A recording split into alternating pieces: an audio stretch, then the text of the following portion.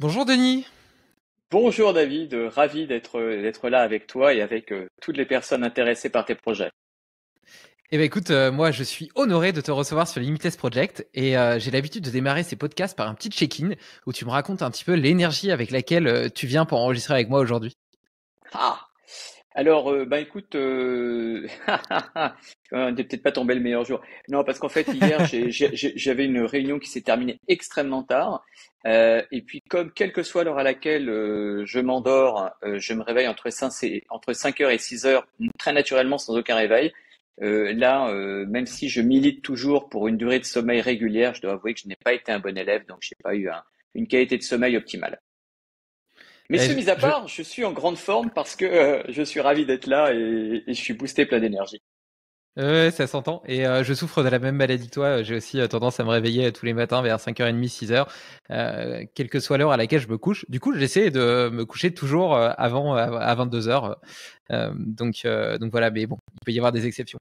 Et pour ma part, le petit check-in, écoute, je suis plein d'énergie pour être tout à fait honnête avec toi, parce que ce matin, j'ai fait un call avec Stéphane Johnson, avec qui je prépare une masterclass sur la respiration.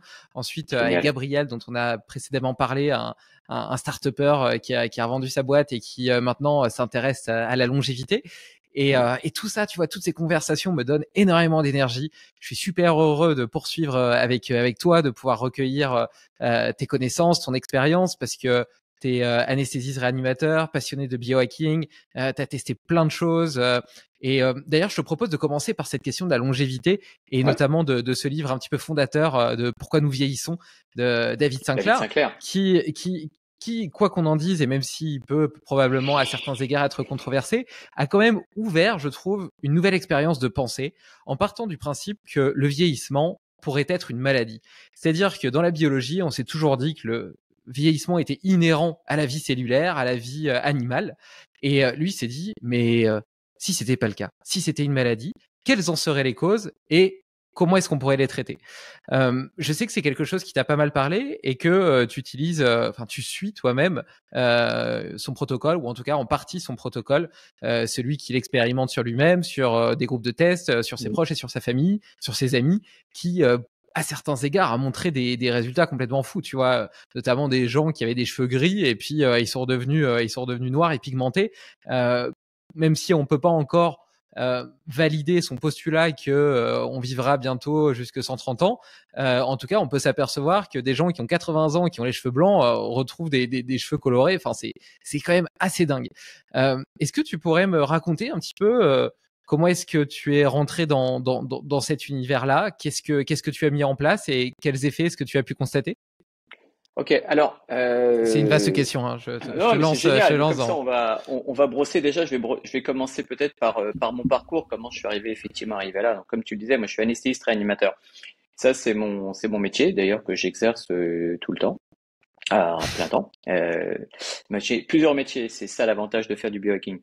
Donc, je suis anesthésiste réanimateur, et en fait, au cours de mon internat, je me suis beaucoup intéressé à la santé corps-esprit.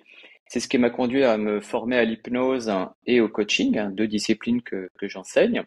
Et en fait, je me suis dit, ok, donc la médecine, je dirais allopathique classique, est excellente pour soigner la maladie. Elle pêche pour tout ce qui est l'aspect mental, mais l'hypnose et le coaching m'amènent justement tout ce côté mental. Donc j'étais très content. Et puis je me suis dit qu'on pouvait aller encore un peu plus loin, et j'ai commencé à découvrir en fait ce qu'on appelle en France la médecine anti-âge, mais le terme finalement est pas terrible, puisque anti-âge c'est plutôt négatif comme positionnement, donc je préfère parler d'une médecine de la longévité. Quoi qu'il en soit, j'ai commencé à découvrir cette médecine, je dirais vers 2014-2015, et puis finalement, j'ai franchi le pas. J'ai passé un diplôme universitaire de médecine anti-âge, et puis je trouvais ça tellement génial que j'ai passé le deuxième diplôme de médecine anti-âge qui existe en France. Donc j'ai été le premier médecin titulaire des deux diplômes de médecine anti-âge en France. Et c'est après en me disant, on peut encore mêler tout ça, on peut encore mettre tout ce que j'ai appris au niveau du mental, du coaching, de l'hypnose, de la médecine anti-âge, de la médecine allopathique que je connais, pour faire un espèce de gros melting pot où on va plus chercher à soigner, on va même plus chercher à prolonger la vie, on va chercher à optimiser la vie. Et en fait, c'est ainsi que j'ai découvert que je faisais du biohacking sans le savoir. Et donc, c'est ce qui m'a conduit à écrire le premier livre en français sur le biohacking. Voilà comment je suis arrivé à ça. Donc forcément, bah, comme beaucoup de personnes qui s'intéressent au biohacking ou à toutes ces techniques-là, j'ai voulu expérimenter sur moi-même. J'ai recherché des références. En France, il n'y a pas énormément de références. Bon, peut-être que l'un des médecins les plus connus en France sur ce domaine, c'est Claude Dalle, hein, qui a été un de mes enseignants, euh, mais qui finalement, ça fait quand même un certain temps qu'il a pas vraiment travaillé sur le sujet. Il enseigne bien sûr, mais en tout cas, j'ai pas vu de trucs très très neufs de sa part, donc je me suis tourné vers tout ce qui était anglo-saxon. Quand on se tourne vers les anglo-saxons, on retrouve différents noms. Tu as cité David Sinclair, sur lequel je reviendrai. Et ensuite, c'est vrai que moi, je dirais que je me situe beaucoup dans l'univers Peter Attia. C'est pas juste parce qu'on a le même Hmm. coiffeur, mais j'aime énormément Peter Attia parce que justement, il est vraiment il est très très médecin. David Sinclair, je crois pas qu'il soit médecin. Je crois il est professeur de biologie, mais je crois pas qu'il soit médecin. Donc c'est vrai que voilà, en tant que médecin, moi j'aime bien lire des choses en rapport avec, je dirais, ma langue natale, à savoir la médecine. C'est pour ça que je me suis beaucoup rapproché du travaux de Peter Attia. Pour en venir à ce que tu disais de David Sinclair, David Sinclair, c'est quelqu'un d'extraordinaire qui, comme tu le dis, a eu le mérite d'ouvrir les portes sur le possible. Alors, quand tu dis, il considère que la vieillesse, le vieillissement serait une maladie, bah, il n'est pas le premier à l'avoir dit. L'OMS a également eu tendance à considérer le vieillissement comme une maladie. Alors, parfois ils reviennent dessus, parfois ils le remettent. C'est pas d'une très grande clarté. Parce que justement, tout ça, c'est encore un terrain un petit peu glissant et tout n'est pas complètement clair. En tout cas, ce qui est sûr, c'est que David Sinclair, euh, par l'étude des souris, il s'est rendu compte qu'on pouvait effectivement prolonger la vie par différents moyens. Lui a beaucoup mis en avant le NMN, hein, le nicotinamide mononucléotide, comme complément alimentaire. Le problème, c'est que ce complément a été interdit par la FDA, donc la Food and Drug Administration, parce que justement les preuves manquaient. Et puis c'est vrai que d'autres personnes également très très à la pointe de la longévité, comme par exemple le docteur Brand Stanfield, ont beaucoup critiqué les travaux de David Sinclair. Donc c'est très difficile de considérer que le NMN serait la fontaine de jouvence comme prétend Sinclair. Après, le problème, c'est que il utilise le NMN ainsi que beaucoup d'autres choses. Alors, qu'est-ce qui fonctionne? Est-ce que c'est le NMN? Est-ce que c'est le reste? Est-ce que c'est l'association de tout ça? C'est très très compliqué de savoir. Actuellement, le traitement qui est le plus en vogue, parce que le NMN maintenant finalement c'est passé un petit peu de mode, ça va très très vite hein, la mode. Hein. On a parlé auprès de la ficétine, la quercétine, du resveratrol. On a cité aussi longtemps la metformine, hein, qui est un médicament antidiabétique. On a cité aussi la berbérine, qui est une plante qui régule la glycémie. Donc, il y a plein de choses qui sont testées actuellement. Ce qui excite beaucoup les médecins anti-âge, c'est la rapamycine. Hein. Je suppose que tu t'es aussi intéressé sur ce domaine. Euh, Immunosuppresseur, ouais. alors justement, c'est ça un peu qui est à la fois curieux et extraordinaire, c'est que euh, typiquement l'utilisation de la rapamycine en tant que traitement anti-âge ou pour augmenter la durée de vie, c'est très exactement du biohacking. Hein. Biohacking, hacker, donc pirater sa biologie, c'est-à-dire que l'idée du biohacking, c'est éventuellement d'utiliser des traitements ou des routines qui ont une certaine indication, mais de les transformer dans une autre indication. Donc c'est le cas de la rapamycine. Comme tu dis, la rapamycine sous le nom du sirolimus est un anti-rejet, donc c'est un médicament qui est utilisé dans les greffes d'organes. En fait, à la base, c'est une molécule qui a été trouvée sur l'île de Pâques, hein, qui est appelée par ses habitants Rapa Nui, donc c'est pour ça que ça s'est appelé la rapamycine. Donc en tout cas, ce qui est sûr, c'est que ce médicament, effectivement, semblerait rallonger la vie des souris, du moins en longueur. Le plus intéressant, c'est que même s'il n'y a pas d'équivalent en français, les Américains ils parlent de moins en moins du lifespan, c'est-à-dire lifespan, augmentation de la durée de vie, il parle plutôt du health span, c'est-à-dire augmentation de la durée de la santé. Et c'est un concept que je trouve beaucoup plus intéressant. J'en discutais justement avec Gabriel, dont tu parlais il y a peu de jours, et en disant que finalement, euh, mourir à 80 ans ou à 87 ans, honnêtement, on s'en fiche, quoi. C'est pas ça qui est important. L'important, c'est, je dirais, de mourir en bonne santé. Et c'est vraiment dans cette optique voilà, que moi je fais tout ce travail autour de la longévité. Donc, pas tant chercher d'augmenter. J'aime bien cette phrase, même si elle est elle commence à être un peu galvaudée, mais l'idée c'est d'ajouter de la vie aux années et pas des années à la vie.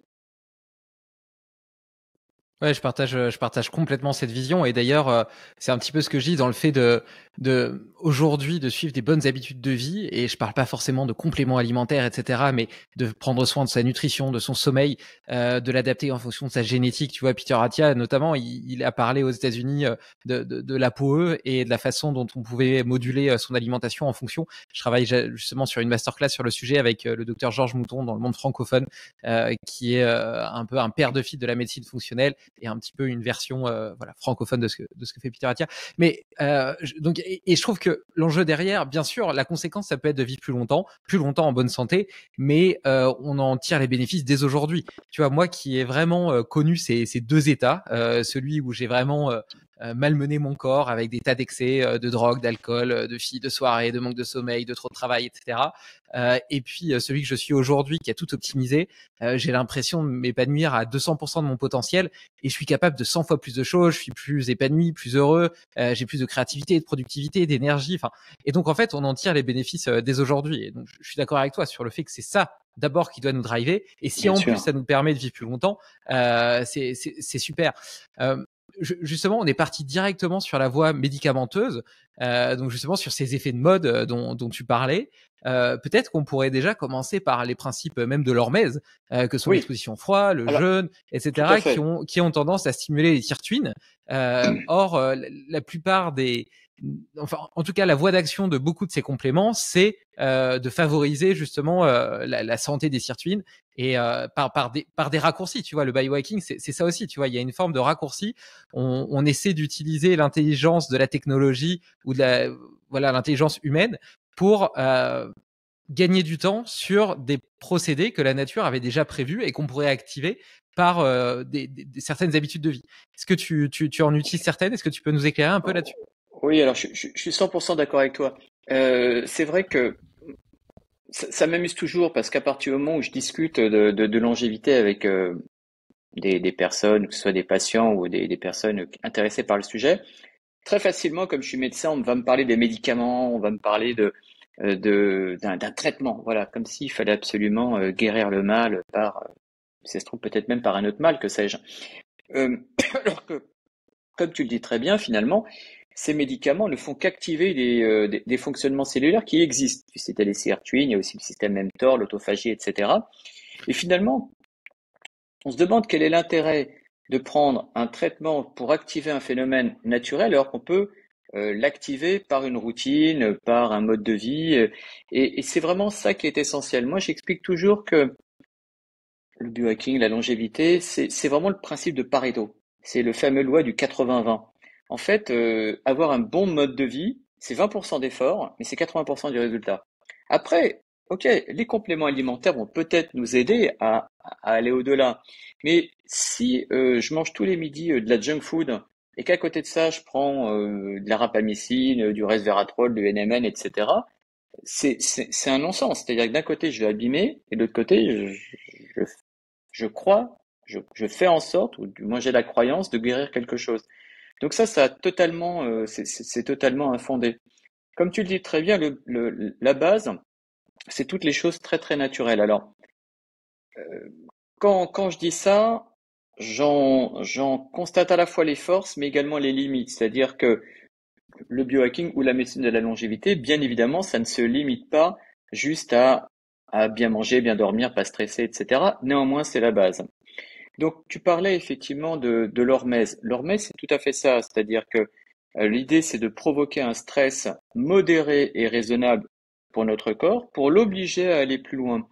En fait, il faut quand même bien être conscient que notre corps, et ça c'est quelque chose que je répète tout le temps, il est à 99,9% identique à nos ancêtres Cro-Magnons. Alors, je dis pas qu'il faut faire un retour aux temps anciens, jeter toute notre technologie qui pourtant nous permet quand même de communiquer, mais en tout cas, ce qui est sûr, c'est que plus on se rapproche du mode de vie de nos ancêtres, plus on a un mode de vie qui finalement nous permet de survivre. L'obsession de nos ancêtres, c'était la survie. Et, ça marchait bien.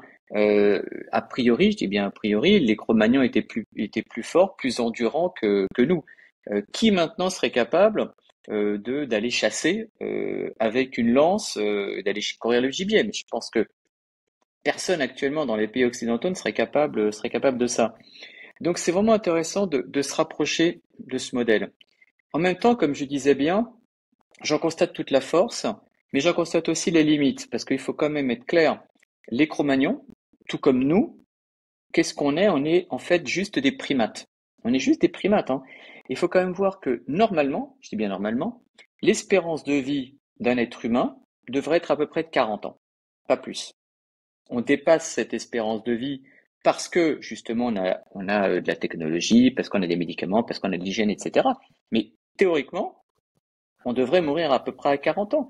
Les grands singes ont une espérance de vie dans la nature d'à peu près, je sais pas, 40, 45, 50 ans.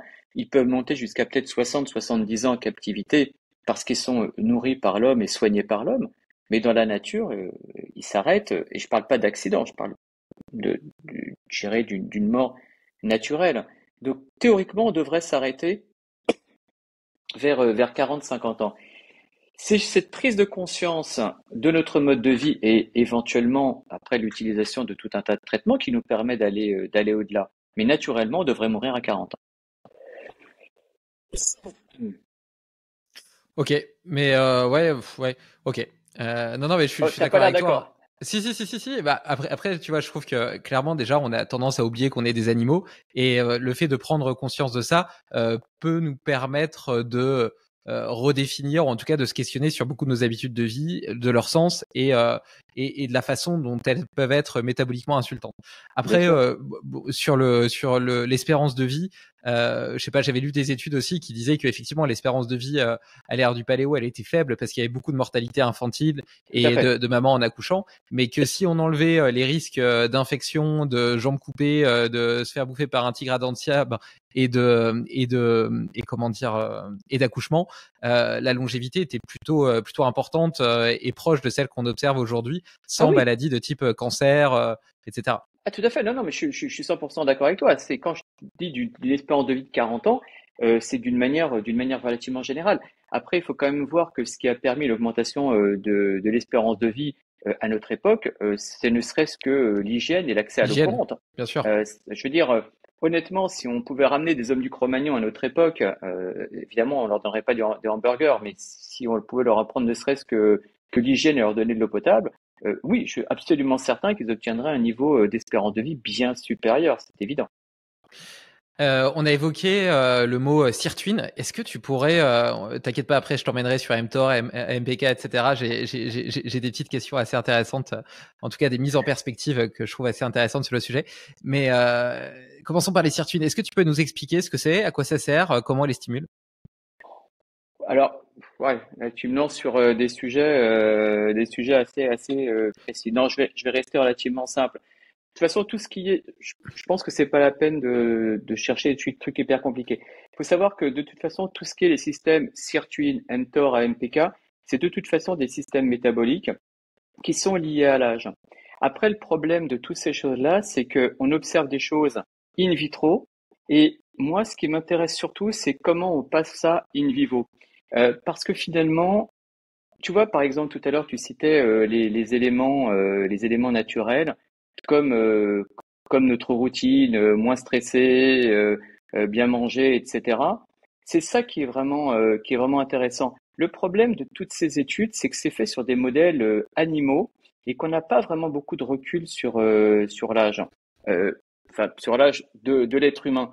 Donc, moi, je suis toujours un peu embêté par toutes ces recherches hyper précises qui, je trouve, excite beaucoup les biologistes, mais moi, moi, je suis un médecin, je suis très terre à terre, quoi. Euh, la question, c'est effectivement, qu'est-ce qu'on en fait? Parce que il y a des compléments alimentaires qui vont modifier l'activité des sirtuines. Ok. Il y a des compléments alimentaires qui ont des propriétés, ce qu'on appelle sénolytiques, c'est-à-dire de diminuer les cellules sénescence. Il y a des compléments alimentaires où on va chercher à augmenter le métabolisme cellulaire, la MPK, etc. Il y a des compléments alimentaires ou des modes de vie qui vont activer mTOR, donc qui est un système qui permet le métabolisme et la nutrition cellulaire. Mais en fait, la question toujours que j'aime bien poser, parce que je discute parfois avec des gens qui sont vraiment dans ces sphères-là, mais je dis, mais ok, on en fait quoi maintenant? Ouais. Ouais, non, clairement. Et ça rejoint un petit peu ce sur quoi je voulais t'emmener par rapport à MPK et mTOR. T'inquiète pas, on va pas rentrer dans les détails Ah non, biochimiques, non, mais mais moi mais, mais, mais, mais, mais c'est plus d'un point de vue philosophique, tu vois. Moi, je vois AMPK comme une, donc je l'explique hein, pour les auditeurs, mais comme une voie de la survie.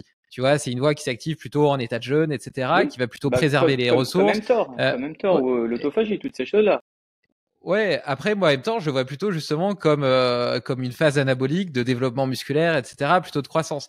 Et tu vois, j'ai l'impression qu'il y a beaucoup de stratégies liées à l'allongement de la durée de vie, et notamment ce qu'on observe aussi dans les zones bleues, etc., qui ont pour but d'activer AMPK, donc d'activer ces modes de survie, et quelque part, qui nous permettent certes de vivre longtemps, mais lentement. Lentement dans le sens où eh ben, on est toujours un peu en mode survie, on développe pas trop de muscles, on mange pas trop de protéines, du Ouais. coup on a peut-être un peu moins de vitalité, on fait peut-être un peu moins de sport. Tu regardes dans les zones bleues, tu observes la façon dont ils vivent, il y a des choses qui sont très intéressantes, comme le fait qu'ils passent 1 heure et demie à manger. Alors certes, ils boivent un petit peu de vin, mais ils ont des contacts sociaux très constants, à un niveau d'activité physique faible, mais tout au long de la journée. Mais en même temps, c'est pas des athlètes de haut niveau, tu vois. Et donc j'ai l'impression que euh, quelque part, le fait d'optimiser la durée de vie s'oppose au fait de vivre avec intensité. Qu'est-ce que tu en penses? Ça, c'est une question hyper intéressante parce qu'en fait, euh, le fait de vivre avec intensité, qu'on le veuille ou non, ça va finir par produire un stress chronique. Et on sait que le stress chronique, c'est pas bon pour la longévité. Alors, c'est là où, quand tout à l'heure je te disais, oui, mais maintenant on en fait quoi? Le problème, c'est qu'à partir du moment où on étudie qu'un paramètre sur une donnée, on va avoir qu'un seul bout du système. Et moi, j'insiste vraiment toujours sur le fait, maintenant, qu'est-ce qu'on fait concrètement? En l'occurrence, je vais dire pour le patient, parce que en tant que médecin, c'est ça qui va m'intéresser. Qu'est-ce que je fais maintenant concrètement pour le patient? Ok, si je fais ça, je vais activer la MPK, il va être en mode survie. Ouais, mais enfin, mode survie, c'est bien gentil.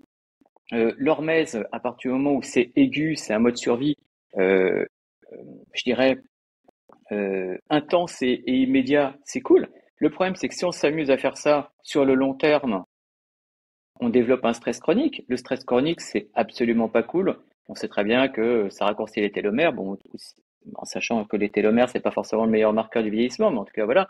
On sait également que ça va jouer sur tout un tas de marqueurs du vieillissement. Donc, le, je trouve que le problème de ça, c'est que on voit que juste avec un petit bout de la lorgnette et on voit pas l'être dans sa globalité. C'est pour ça que quand tout à l'heure je parlais du fait que je m'intéressais à tout ce qui était corps-esprit, euh, je trouve qu'il y a toute une partie de l'être qu'on ne voit pas en faisant ça. Hmm. Ouais, t'as raison. C'est une vision hyper réductionniste, d'ailleurs, qui a eu pour compte dans la nutrition, où on a réduit les aliments à leur macro, micronutriments, et puis en se disant, bah tiens, je mange ça pour avoir tel micronutriments, et puis tiens, pourquoi pas les prendre en complément alimentaire plutôt que de les avoir avec l'aliment. Mm. Sauf que on a complètement exclu de l'équation toute la matrice cellulaire dans laquelle étaient gardés tous ces composés, et puis surtout leur effet synergique parfaitement dosé, le fait Ouais. que le corps il reconnaisse, tu vois, quand il mange je sais pas, une noix par exemple, qui est telle quantité de potassium par rapport au magnésium, par rapport à un machin, et que si derrière tu prends des pilules concentrées, en plus potentiellement avec des molécules de synthèse donc chimiques, et ben le corps les reconnaît pas du tout de la même façon. Donc c'est clair que cette vision réductionniste, l'absorption sera absolument pas la même, hein. De toute façon, non, non, moi, je suis 100% d'accord avec toi. Et vraiment, c'est pour ça que je reviens.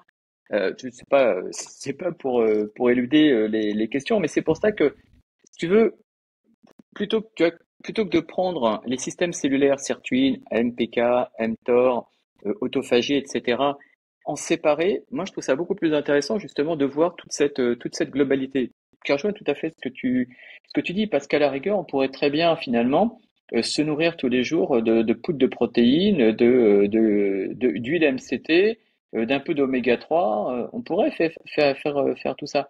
En fait, ce que je trouve quand même dommage, c'est que parfois justement cette quête, cette recherche de longévité euh, nous éloigne du rationnel. Moi, j'ai eu l'occasion de discuter avec un gars qui me disait, moi je suis un grand fan de biohacking. Je dis, ah bah cool, on va pouvoir discuter.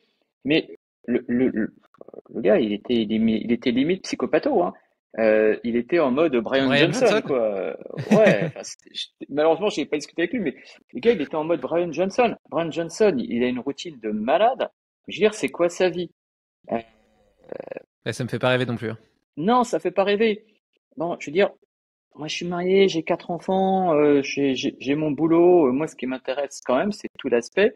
Comment arriver à conjuguer ben, la protection de mes circuits, de mes mTOR, de mon autophagie, de mon MPK, etc., avec une vie de tous les jours. Et l'idée, c'est pas non plus d'aller en psychopatho en se disant, ah, attends, j'ai pris une Macron en trop, ça va pas, je vais. Enfin, voilà, c'est la question, c'est comment faire pour créer un système, pardon, qui soit viable et éthique. Parce qu'en fait, le problème, c'est que ce que fait Brian Johnson déjà, et très peu de personnes sont capables de le faire. Je ne sais pas depuis combien de temps exactement il le fait. Euh, Ça fait, à mon avis, moins de 5 ans. Je ne sais pas où est-ce qu'il en sera dans 5 ans, lui. Alors qu'il y a des choses dont on peut s'inspirer dans ce qu'il fait, qui sont simples et qui peuvent être par exemple utiles. Un truc tout bête. Brian Johnson, il s'est fait perfuser le sang de son fils, par exemple. Mais plutôt que de faire ça, allez faire ce que je suis allé faire la semaine dernière, allez au don du sang, donnez votre sang, vous serez utile aux autres et vous allez forcer votre corps à rajouter à retourner et à refaire un sang nouveau. J'ai donné aussi mon plasma. Le plasma, à la fois, mon plasma, il est plein de bonnes protéines, mais il est aussi plein de déchets. Et ben, en allant donner mon plasma, j'ai balancé 500 cc de mon plasma et je l'ai remplacé par 500 cc de plasma tout nouveau, tout beau, tout propre, avec les bonnes choses que j'ai mangées dessus. Donc, moi, c'est vraiment ça qui m'intéresse. C'est comment faire pour appliquer toutes ces connaissances dans un quotidien qui vraiment peut être réellement utile et pragmatique. Et que ce soit pas juste à la limite de la folie ou du sectarisme.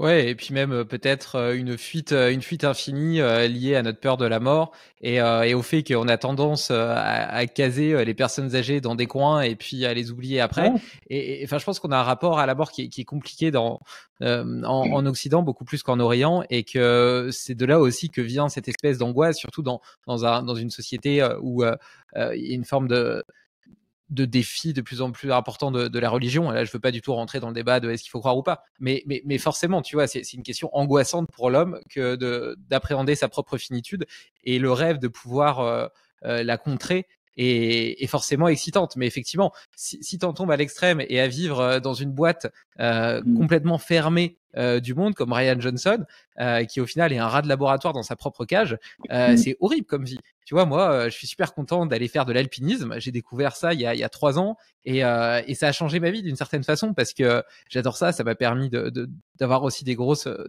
réalisations personnelles en termes de réflexion, etc.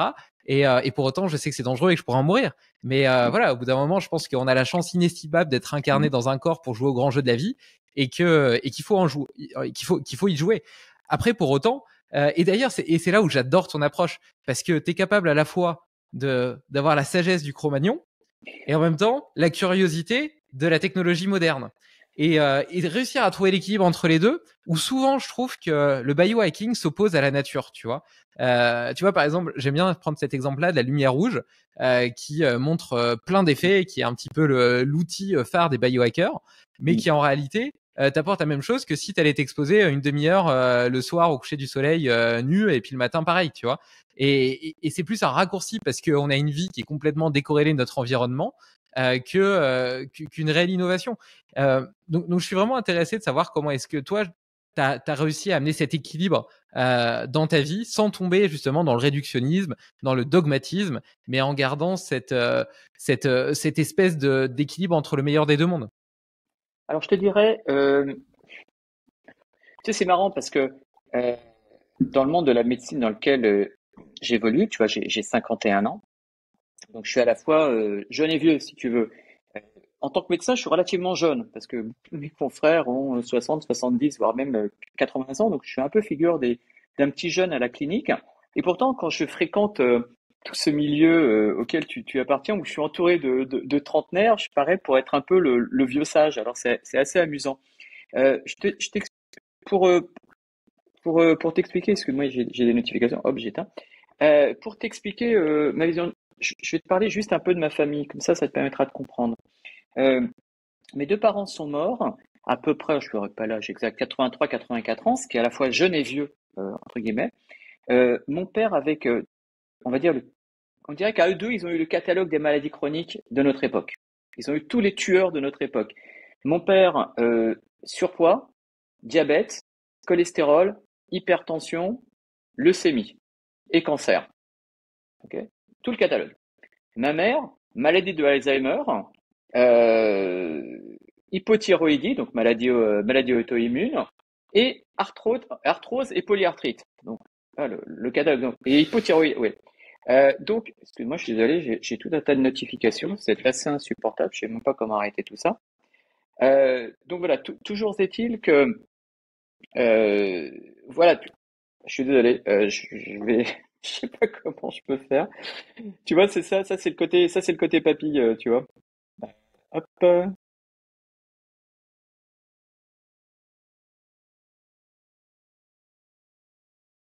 voilà. Donc,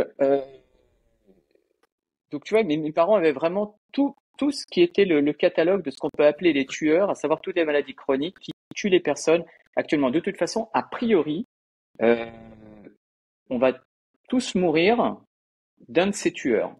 Les tueurs, c'est simple, c'est les maladies neurodégénératives, les maladies cardiovasculaires, les maladies métaboliques, type obésité ou diabète, et les cancers. A priori, on meurt de ça à notre époque. Donc, si tu veux, ben, forcément, ça rend un peu philosophe. Qu'est-ce que je vois? Je vois que ma mère avait le corps qui tenait le coup, finalement, pour une femme de son âge, mais par contre, la tête était plus là. Maladie d'Alzheimer, elle ne me reconnaissait plus. Mon père, il avait toute sa tête, mais il était extrêmement gêné par le côté physique. Et donc, finalement, quand je vois ça, je me dis, OK, d'un côté, c'est la tête qui a lâché, de l'autre côté, c'est le corps qui a lâché. Donc, pour moi, à la rigueur, que je meure à 80 ans, 83 ans ou 90 ans, je m'en fous, ça va rien m'apporter. L'important, comme je disais tout à l'heure, c'est de partir en étant en bonne santé. Donc ça, c'est vraiment le point le point le plus essentiel. Après, quand on a des enfants, et je sais que toi aussi, tu as des enfants, eh bien, on est un peu obligé aussi de faire les choses un petit peu comme les autres. Euh, voilà, ben, je vais mentir si je dis qu'il n'y a pas de Nutella à la maison. Je vais mentir si je dis que à la maison on mange que hyper sain. Non, à la maison il y a du Nutella. On n'en abuse pas, mais il y a du Nutella. À la maison on mange pas toujours bio. À la maison on mange de la viande rouge. Et je pense que l'idée c'est vraiment de conjuguer une vie où on va chercher au maximum à avoir un mode de vie sain, mais en même temps à pouvoir aller vers aussi du plaisir. C'est vrai que parfois, je vois par exemple un infirmier dans la clinique dans laquelle je travaille, le gars il est obèse, il picole, il bouffe tout et n'importe quoi, et lui il dit très clairement, bon, il a pas loin de 60 ans, il dit ben si dans 2 ans je meurs, je m'en fiche parce que je veux avoir vécu. Donc je pense que c'est vraiment intéressant d'avoir ce message euh, de faire prendre conscience aux personnes qu'elles peuvent avoir une bonne vie, une bonne santé, mais tout en gardant quand même l'aspect plaisir.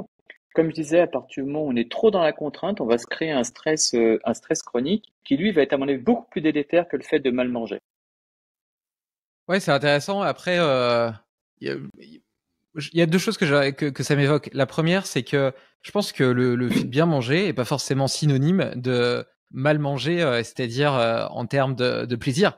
Moi, je mange bien, tu vois, la plupart du temps bio, etc., que des trucs que je prépare moi-même. Et c'est rempli de couleurs, c'est rempli de saveurs, et on se régale, tu vois. Et donc, j'achète pas de produits industriels, pas de gâteaux, pas de trucs comme ça. Mais si ma fille ou ma femme ont envie d'en manger un, bah, elle le prépare et en plus ça fait une activité qu'elles font ensemble et donc ça répond aussi à ce côté plaisir, mais à ce côté social aussi, tu vois. Et donc je trouve que trop souvent l'alimentation de qualité est dans la tête de beaucoup de personnes synonyme d'alimentation morne, Ah oui, tu vois, peu excitante. Alors que moi c'est pas du tout la vision que j'en ai et franchement on se régale. Et l'autre point, tu disais de temps en temps on mange de la viande rouge. C'est vrai que la viande rouge a été beaucoup critiquée, notamment parce qu'elle était associée au cancer du côlon, etc. oui, Après, ceci étant, au réchauffement climatique oui, aussi. bon. Et après, aux États-Unis, tu vois, tu as eu un peu l'essor du régime carnivore qui a Ouais. remis en perspective tout ça. Et c'est là où on s'aperçoit aussi que euh, le réductionnisme est pas la bonne voie, que tout est très très individuel.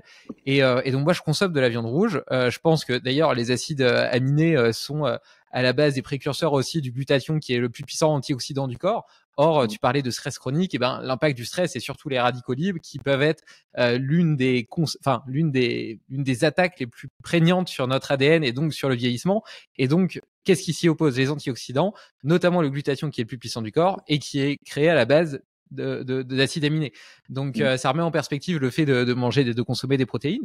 Et par ailleurs, par contre, et toutes les études d'ailleurs qui ont été faites sur la viande rouge, il faut quand même pas oublier que déjà elles ont été faites sur des échantillons larges. Donc dedans il y avait des APO 4, 3, 2, donc des gens qui étaient plus ou moins bien adaptés selon moi.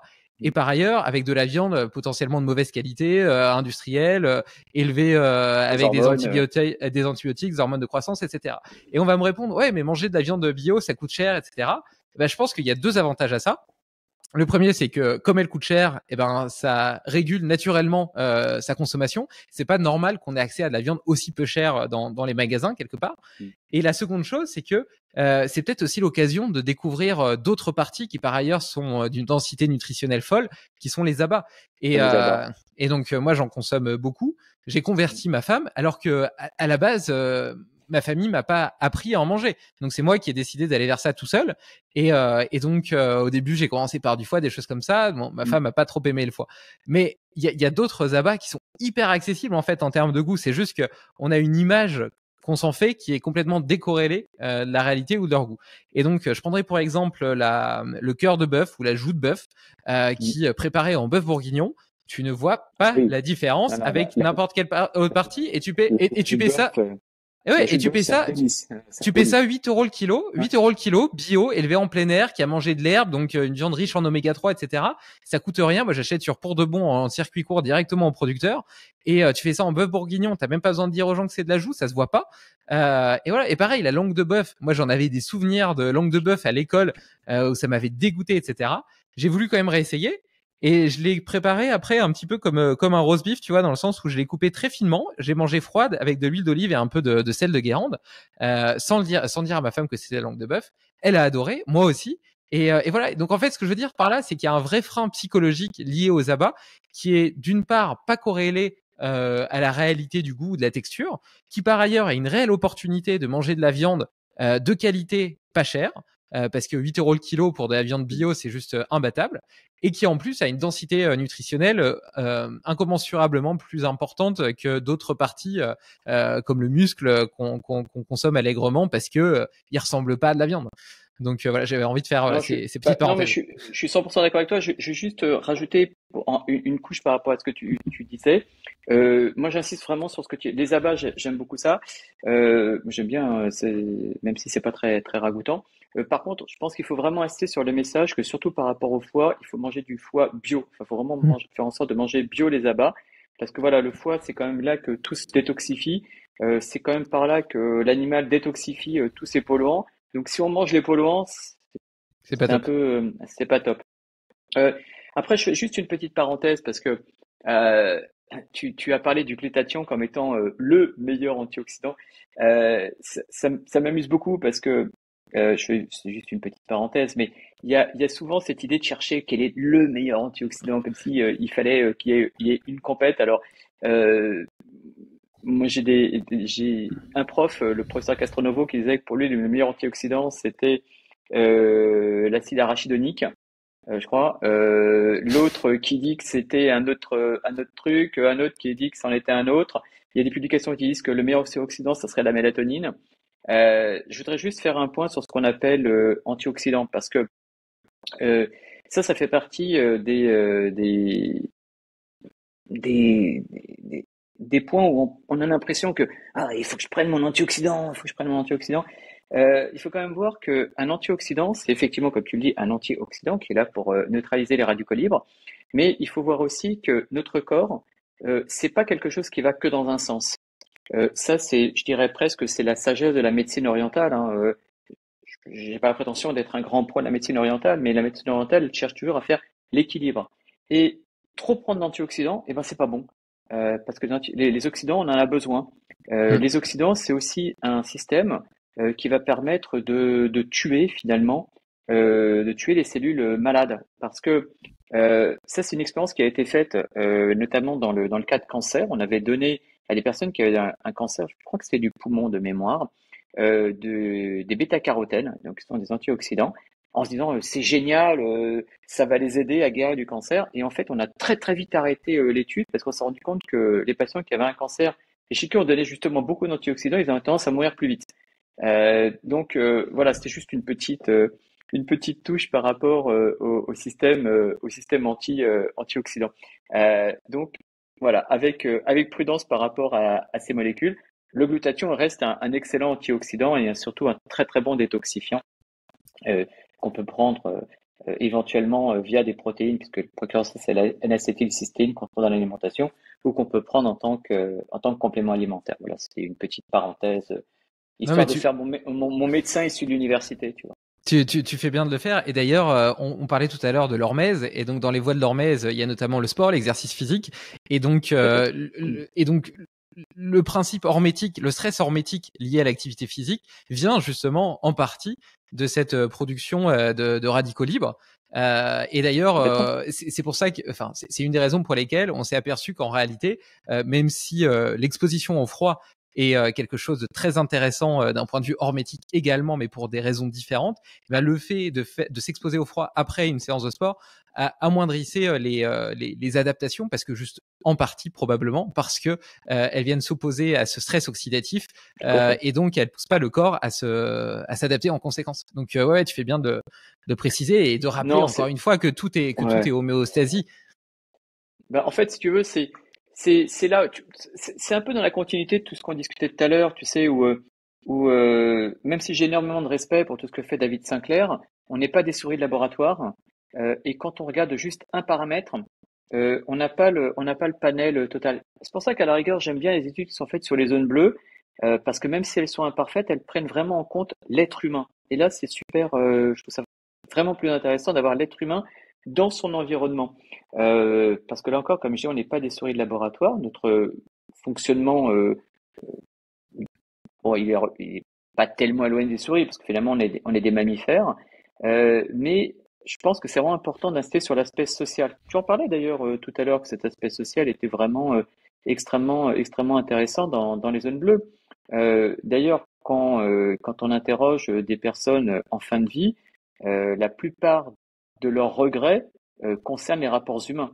Hmm. C'est pas d'avoir trop mangé, mal mangé, de pas être allé au bout d'une série Netflix ou que sais-je. Non, en général, c'est je n'ai pas pris assez de temps pour telle ou telle personne. Et tu fais bien quand même de préciser, d'observer les gens dans les zones bleues dans leur environnement, parce que l'environnement est quand même assez constituant aussi de leur héritage génétique, de leur épigénétique, etc. On s'aperçoit par exemple que les Japonais qui mangent énormément de riz ont des capacités enzymatiques, etc. et notamment une production d'amylase dans la bouche qui est plus importante que des Occidentaux qui en mangent moins. Donc il y a quand même des adaptations qui sont liées à la façon dont vivaient nos ancêtres et à l'endroit où on est né, à la façon dont on a vécu et à notre environnement.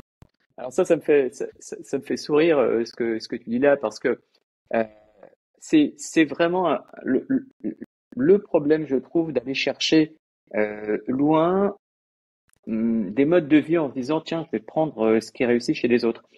Tu l'as très bien dit.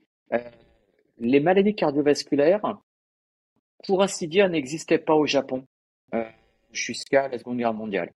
En gros. Euh, Pourquoi? Ben parce qu'ils avaient un mode de vie où justement ils mangeaient du poisson cru, donc bourré d'oméga 3, parce qu'ils mangeaient du riz, parce que déjà ils mangeaient pas énormément, et c'est en découvrant le mode de vie à l'occidental qu'ils ont commencé à avoir des maladies cardiovasculaires. Euh, de la même façon, comme tu dis, effectivement, le riz, finalement, le riz blanc à la mode japonaise peut être relativement indigeste pour beaucoup d'occidentaux. Donc c'est vraiment important de voir vraiment ce qui correspond à notre environnement, à notre génétique, parce que faut quand même bien être conscient que on veut aller chercher chez les autres des modes de vie, alors que nous, on a un mode de vie qui est hérité quasiment de milliers, voire de dizaines de milliers d'années. Euh, et on peut pas comme ça, à brûle pour point, aller changer de mode de vie. Par exemple, combien de personnes seraient capables en Occident de vivre uniquement en mangeant du poisson cru et de la graisse de phoque? Personne, personne. Et pourtant, les Inuits, ils font ça depuis tout le temps. Bien sûr. Et ils sont complètement adaptés à ce mode de vie. C'est vraiment important. Tu as cité le mot épigénétique. Je pense que c'est vraiment une clé très très profonde. C'est-à-dire que l'épigénétique, bon, ça peut avoir des effets sur la durée d'une vie d'un seul être humain, mais globalement, l'épigénétique, c'est quelque chose qui nous influence de génération en génération, hein. Bien sûr. Non, je suis tout à fait d'accord avec toi. On a pas mal abordé beaucoup de questions, on va dire, de l'ordre de la biologie, du fonctionnement du corps dans cette première partie de podcast. J'ai pas oublié ma question sur ton protocole et sur ce que tu faisais toi. Et à chaque fois, tu as botté en touche. Donc, on va la garder pour un petit peu plus tard. Mais j'ai Ah, quand mais même envie de savoir ce que toi tu fais. Non, non, je peux y aller, je Tu peux y me le aller. diras après. Tu me le diras après. Je te propose qu'on parte maintenant dans le domaine de la conscience. Ouais. On a parlé de l'importance des rapports humains. Tu as parlé de l'hypnose, du stress chronique aussi. Parce que, mine de rien, on a parlé de l'hormèse. Mais l'hormèse, il faut pas oublier que c'est un stress, certes, qui potentiellement peut mener à des adaptations positives, mais qui est un stress néanmoins.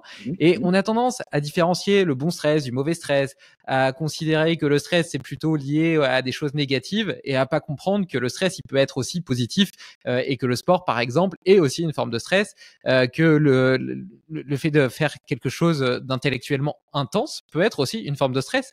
Et donc comment est-ce que face à toutes ces et d'ailleurs il y a même des stress dont on n'a pas conscience, des agresseurs dont on n'a pas conscience, qui sont les polluants auditifs, environnementaux, les ondes, dans l'air, dans la nourriture qu'on mange, etc.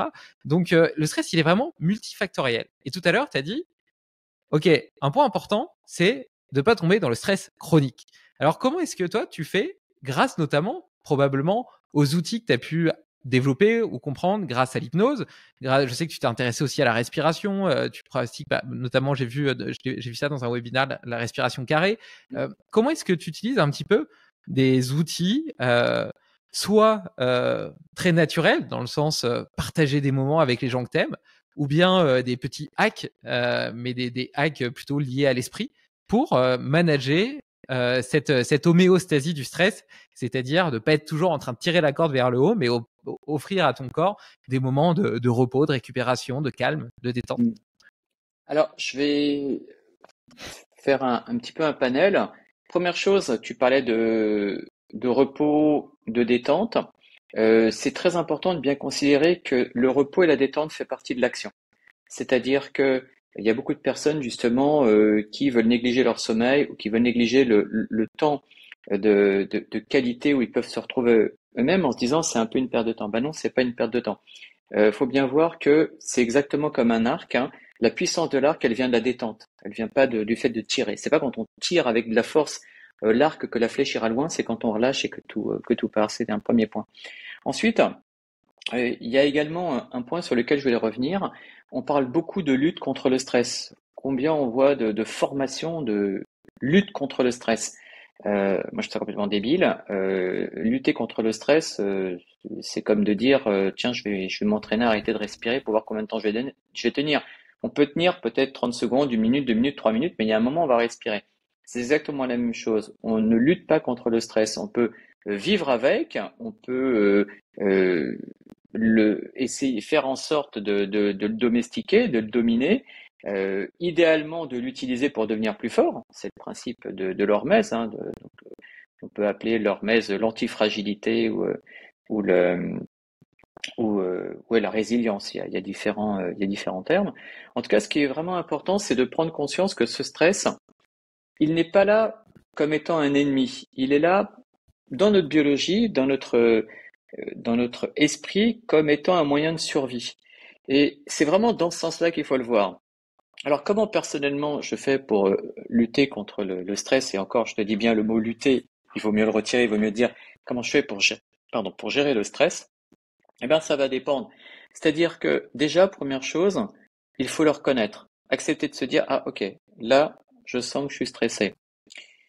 Il y a tout un tas de techniques qui peuvent aider. Il va y avoir des techniques qui vont être, je dirais, actives, type par exemple PNL. Ça veut dire, ok, mon stress, je vais supposer que c'est une grosse boule de feu que je vais éteindre. Bon, ça, c'est ce qu'on appelle l'utilisation, enfin, bon, c'est les techniques de PNL avec ce qu'on appelle les submodalités. Il y a d'autres techniques où on va plutôt aller rechercher dans le corps ce que l'on ressent et on va faire en sorte de ressentir ce que l'on ressent et de percevoir les petits changements qui opèrent. Moi, je n'ai pas une technique globale par rapport à la gestion du stress.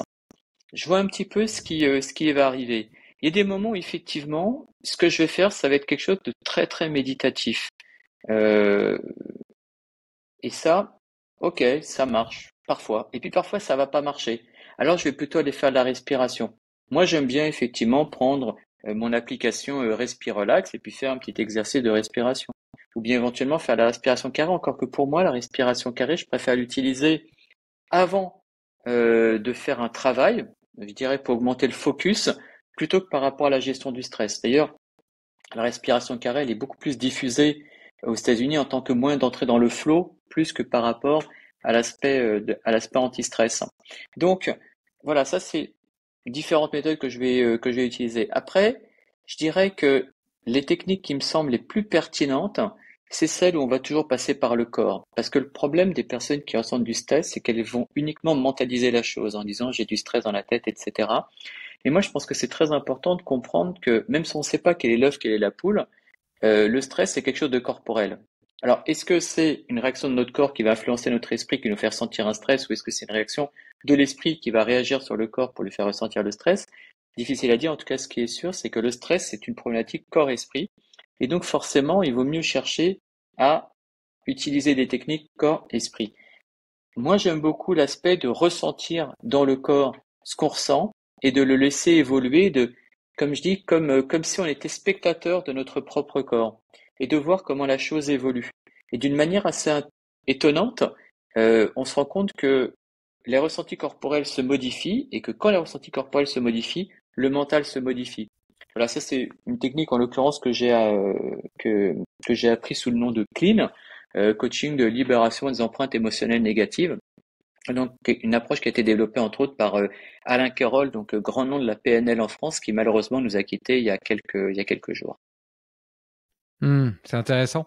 Est-ce que tu utilises des outils de biofeedback pour objectiver tes niveaux de stress, notamment par exemple suivre ta HRV ou bien faire régulièrement des prélèvements sanguins et puis suivre les taux de certains facteurs. Par exemple, on a parlé du glutathion, etc. pour essayer d'objectiver un petit peu justement cet équilibre, ou bien tu es simplement dans le ressenti et la perception? Je dirais que je n'ai pas la prétention d'être un vieux routard de la chaux, mais c'est vrai que la cohérence cardiaque, moi j'ai commencé à m'y intéresser, je pense de mémoire, il y a 11 ou 12 ans. Donc à une époque où globalement personne ne connaissait cette technique. Donc c'est vrai qu'à force de l'avoir pratiqué, euh, j'utilise plus forcément du biofeedback. Je l'utilisais beaucoup avec une tablette, hein, là où je m'étais formé, qui s'appelait Symbiofi, hein. Je suis désolé, je fais une petite publicité pour Tu cette peux. tablette qui est vraiment chouette. Mais c'est vrai que les études ont montré que quand on utilisait du biofeedback, c'était mieux. Euh, mais en même temps, là où je trouve que la beauté de la cohérence cardiaque, c'est son aspect simple, qui fait que justement, on peut la pratiquer sans aucun matériel. Donc voilà, ça je trouve que c'est quelque chose qui est très bien. Le problème de la cohérence cardiaque, je pense que c'est que quand on est très stressé, que ce soit la cohérence cardiaque ou la méditation, je trouve que c'est des techniques qui sont très difficiles à mettre en place quand on a un stress aigu. Moi, c'est quelque chose auquel je suis confronté tous les jours. Moi, je suis anesthésiste. Globalement, quand quelqu'un se fait opérer, a priori, il va avoir peur de moi, ou du moins peur de ce que je vais lui faire. Parce que bon, faut être très clair. Moi, mon job, c'est de foutre quelqu'un dans le coma, de surveiller toutes ses fonctions vitales et de le sortir du coma. Parce que sans moi, il meurt. Je veux dire, je caricature, mais c'est la réalité. Donc oui, les gens, ils sont flippés de ce que je vais leur faire. Eh bien, si je fais comme beaucoup de mes collègues, chose que je trouve totalement débile, de dire à la personne détendez-vous, parce que c'est complètement con. Enfin, si tu en dis à quelqu'un détendez-vous, enfin, on peut pas se détendre à la demande. Euh, si je dis à la personne concentrez-vous sur votre respiration et la personne est tellement flippée qu'elle va pas pouvoir le faire. Si je lui dis fermez les yeux, imaginez-vous sur une plage, elle va me dire mais attendez, qu'est-ce que vous me foutez, qu'est-ce que vous me racontez une plage, c'est complètement débile. Le truc que je trouve le plus pertinent, c'est toujours de les remettre sur leur propre corps en leur disant ok, je comprends, vous êtes stressé. Surtout ne cherchez pas à vous détendre. Surtout ne cherchez pas à faire partir le stress. C'est normal que vous soyez stressé. Je vous demande juste de me dire où est-ce que vous sentez dans le corps que vous êtes stressé. Et là, à ce moment-là, je les fais focaliser sur ce ressenti du corps et je leur fais constater que le ressenti du corps, il modifie. Et quand ils me disent le ressenti du corps modifie, je leur dis, et votre stress, il en est où? Et toujours, ils me disent, ah bah oui, il y a quelque chose qui a changé. Ça me fait penser à mon ami JB Bourgeois qui est médecin urgentiste et qui s'est formé à l'hypnose de spectacle. Et donc, je l'ai vu un soir faire une démonstration et donc hypnotiser tout le monde, leur faire des choses de fou, etc. Et je me décrochais la mâchoire tellement je trouvais ça incroyable. Et le lendemain, avec plus ou moins les mêmes techniques, un gars qui s'était fracturé la cheville, tenté de l'induire. Alors, il n'a pas réussi à vraiment l'induire, mais il a quand même réussi à changer sa perception, l'endroit sur lequel il focalisait, etc. Donc à le détendre quand même assez fortement. Et puis ça a eu un impact aussi hyper important sur les gens autour, parce que tu sais, les gens autour, sinon ils sont en panique parce qu'ils voient quelqu'un souffrir et il y a probablement les neurones miroirs, etc. Mm. qui s'activent et donc il y a une espèce de tension tout autour. Et le fait d'entendre sa voix douce, toutes les images, etc. qu'il utilisait. Et ben en fait, ça a emmené tous les autres gens autour. On a vraiment senti la tension de l'endroit Mm. qui diminuait de 2 crans. Et je me suis dit putain, c'est puissant quand même. Oui, alors ça, c'est quelque chose qui m'amuse beaucoup. Moi, j'ai commencé l'hypnose en 2006. Donc là encore, enfin, je vais pas avoir la prétention de dire que je suis un dinosaure, mais c'est vrai que voilà, c'était une époque où en anesthésie on n'en parlait pas trop, mais j'ai commencé à m'intéresser à l'hypnose quand j'ai commencé mon internat en 1998. En fait à l'époque j'avais vu un reportage à la télé sur Marie-Elisabeth Fémonville, qui est une professeure d'anesthésie belge qui pratiquait de l'anesthésie au bloc opératoire. C'est elle un peu qui a lancé le truc. Et donc moi tout content, à l'époque j'étais interne à Lille, donc je m'étais inscrit à la formation de Marie-Elisabeth Fémonville à Liège. J'ai dit ouais génial, je vais aller me former à l'hypnose à Liège. J'en ai parlé à ma patronne et qui m'a dit globalement l'hypnose en anesthésie c'est de la merde quoi en fait. Et donc j'ai laissé tomber et donc j'y suis revenu qu'en 2006. Mais c'était vraiment impressionnant parce que entre cette époque où on me disait c'est de la merde et maintenant c'est incroyable parce qu'il y a énormément d'anesthésistes qui s'y mettent. Mais la plus grande partie de l'hypnose telle qu'elle est pratiquée effectivement en France, c'est une hypnose dite ericksonienne où on cherche à détendre le patient, à lui parler comme ça, à lui dire imaginez-vous sur une plage, etc. Et c'est vrai que moi, c'est pas du tout ma cam. Pour ça que ça m'amuse quand tu dis que ton ami s'est formé à l'hypnose de spectacle, parce que moi aussi, je me suis formé à l'hypnose de spectacle. Ouais, c'est fou. Entre autres, hein, moi, je suis instructeur à la NGH, donc la National Guild of Hypnotists, qui est la plus grosse association mondiale d'hypnose et qui est pas du tout la tendance ericksonienne. C'est complètement une autre tendance que l'on appelle la tendance hellmanienne. Donc, c'est une autre manière de voir l'hypnose où c'est une hypnose beaucoup plus directe, où on va vraiment aller induire rapidement, profondément, aller créer le changement. Et c'est vrai que c'est une hypnose qui, qui m'amuse parce que parfois je dis des choses euh, et puis on me dit mais ce que tu dis c'est pas possible, ça peut pas marcher. Et puis quand je fais la démonstration, je montre qu'en fait il y a plein de choses qu'on nous dit sur l'hypnose qui sont en fait inexactes. Il y a beaucoup de personnes qui parlent de l'hypnose sur la douleur, mais qui ont jamais foutu les pieds dans un bloc opératoire. Alors que moi l'hypnose au bloc opératoire, j'ai un peu touché. Et justement, tu dis que tu es anesthésiste, mais anesthésiste réanimateur. Il y a le côté réanimateur, donc j'imagine que tu as été confronté à des cas difficiles, Bien sûr, potentiellement à la mort. bien sûr. Et on en a parlé tout à l'heure de cette difficulté d'accepter notre propre finitude. Je vois que tu as aussi, tu t'es intéressé à toute cette partie mentale, aux philosophies un peu plus orientales. Comment est-ce que ta perception justement de la mort, de ta propre mort, de celle de tes enfants, de celle de ceux que t'aimes, Hmm. a évolué au cours du temps? Quel est ton rapport à la mort? Alors, j'ai clairement pas peur de ma mort. À partir du moment où je meurs avant mes enfants, parce que je veux dire, c'est ça le truc, hein. En fait, globalement, on veut mourir avant nos enfants. Globalement, on va mourir, on veut mourir après nos parents et avant nos enfants. Globalement, c'est comme ça, je dirais, le fait naturel. Moi, j'ai absolument pas peur de la mort. Et d'ailleurs, je sais plus si c'est une chanson ou un poète qui dit mourir, la belle affaire, mais vieillir, non. Donc j'ai peur du vieillissement, j'ai peur de la déchéance, j'ai peur de la démence, j'ai peur de la limitation dans tout ce que je veux faire. Mais la mort, non, honnêtement, la mort me fait pas peur parce que la mort fait partie de la vie et finalement, et d'ailleurs ça fait partie des questionnements éthiques que pose David Sinclair dans son livre. La mort n'est-ce pas aussi une régulation déjà du taux de la population, après on peut partir dans tout un tas de réflexions, mais également un espèce de renouvellement aussi et d'avancée je dirais de, de l'humanité dans les progrès qu'il peut faire. Chaque génération amène son lot de nouveautés. Bah, et oui, pour moi, la mort fait partie de la vie. J'ai vraiment pas peur de la mort. Alors, pour la petite histoire, euh, mon père était donc hospitalisé, donc il avait sa leucémie chronique qui a flambé en une semaine, et donc il a été hospitalisé un vendredi soir. Je l'ai amené à l'hôpital le vendredi soir, et le samedi de la semaine suivante, avec ma femme, on fêtait ce qu'on appelait nos 90 ans, c'est-à-dire qu'on avait 90 ans à nous deux. Et mon père est mort le samedi matin. J'ai reçu un appel à 6 heures de l'hôpital en me disant, ben voilà, malheureusement votre père est décédé. Et c'était le jour où on devait faire notre fête. Et ben on a fait la fête. On a fait la fête parce que je pense que lui il aurait préféré aussi. Et puis d'ailleurs quand on a fait la fête, j'ai dit à tout le monde, ben voilà, mon père nous a quittés ce matin. Et je dis, ben on fait la fête aussi en son hommage. Le fait d'être très triste face à la mort, c'est quelque chose de très occidental. Moi, j'ai des amis cambodgiens qui ont un abord de la mort qui est très différent.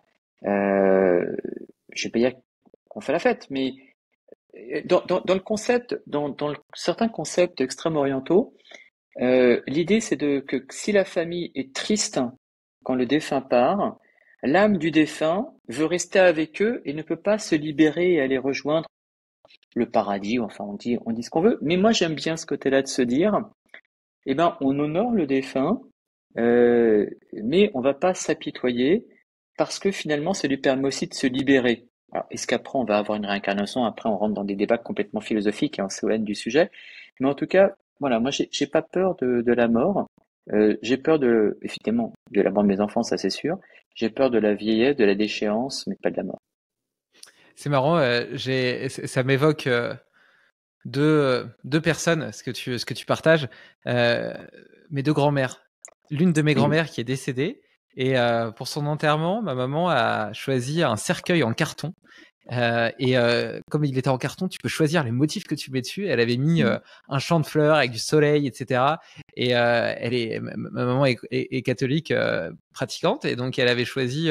Mais donc plutôt que de choisir des musiques d'enterrement, etc., elle avait choisi des musiques joyeuses. Enfin, tu vois, c'était presque la fête dans l'église. Alors moi, je vais pas souvent à l'église, pour être honnête, mais l'image que j'en avais était même en dehors d'enterrement beaucoup plus solennelle, beaucoup plus froide que ça. Et là, en réalité, il y avait plein de chaleur, plein de bonheur.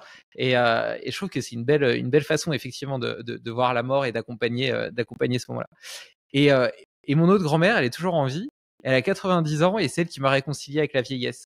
Parce qu'à 90 ans, elle se met à quatre pattes pour jouer avec ma fille de 2 ans et demi, avec une fougue, une énergie, une mobilité incroyable. Elle continue à partir au ski tous les ans en vacances, aller à la fête foraine et faire des attractions interdites aux personnes cardiaques sans aucun problème.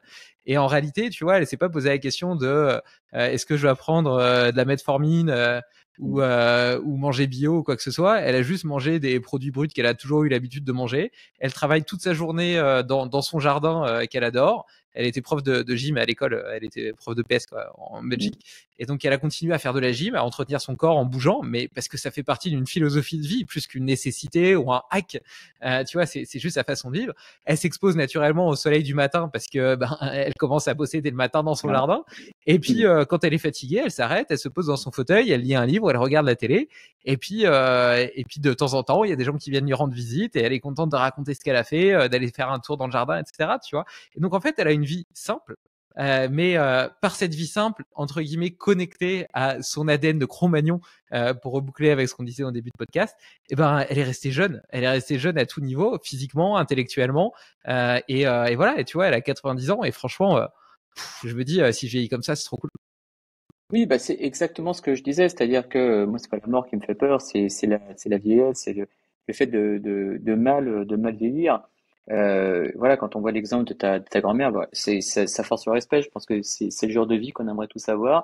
Et puis je vais être un peu cru, mais voilà, t'es en train de faire un truc qui te plaît et boum, une bonne embolie pulmonaire ou un bon infarctus et plus de son, plus d'image, tu vois, et c'est instantané. Ouais, je pense que ça c'est great. Je veux dire, quand je vois la mort de mon père ou de ma mère, ouais, ça donne pas envie. Alors que je trouve que voilà, t'es dans ton jardin en train de cultiver tes tomates et voilà, pomme, tu pètes un anévrisme, ben c'est super quoi. C'est une très belle façon de. Non mais c'est vrai, c'est une très belle façon de mourir. Euh, Ce sera le Moi titre je du me podcast. souviens. Tu t'occupes de tes Non mais tomates, tu pètes un débris, mais c'est super. voilà. J'adore. Bah ouais, mais si tu veux, enfin, c'est pour ça Non, que t'as je raison, je suis reviens d'accord. vraiment sur tout l'aspect concret, pragmatique. Moi, comme je t'ai dit, moi, j'adore la science, étudier des trucs, lire des analyses, des études, réfléchir, les bidules, les molécules, etc. Je trouve ça super cool. Mais à chaque fois, je me dis, ok, mais comment on met de la pratique là-dedans et comment on met de la vie là-dedans. Et voilà, je pense que ta grand-mère, elle a tout compris. Ta grand-mère, c'est une biohackeuse, hein. Euh, voilà, et je suis pas hyper sûr que si elle avait pris des compléments alimentaires, elle serait en meilleure forme. Peut-être que oui. Peut-être que oui. Il y a un truc que tu as dit que je trouvais très intéressant, c'est que elle, quand elle allait s'occuper de son jardin, bah, c'est un mode de vie, elle se prend pas la tête avec ça. Euh, Moi, je pense comme beaucoup, beaucoup de citadins, bon, toi, tu as la chance de vivre très proche de la nature, mais moi, comme beaucoup de citadins, je suis à Paris. Si je veux aller faire du sport, bah, je vais aller à la salle de muscu. Donc, effectivement, moi, ce que je vais aller faire, c'est du sport qui en devient une nécessité dans un besoin, on va dire, de, de routine, mais qui va être réfléchi, qui ne sera pas quelque chose de spontané. Euh, Hmm. D'ailleurs, ça me fait glisser un petit peu vers, parce que je ne vais pas éluder le sujet de ma propre routine. Bon, voilà, moi en l'occurrence, je vais à la salle au minimum une, généralement deux, et souvent quand je peux, 3 fois par semaine. Je fais en sorte de m'entraîner au sport de combat au moins une fois par semaine. Euh, Après, c'est vrai que voilà. Après, mon travail, bon, en tant qu'anesthésiste, je suis quand même très souvent debout. Souvent, je suis au bloc debout. Je vais dans une salle à l'autre.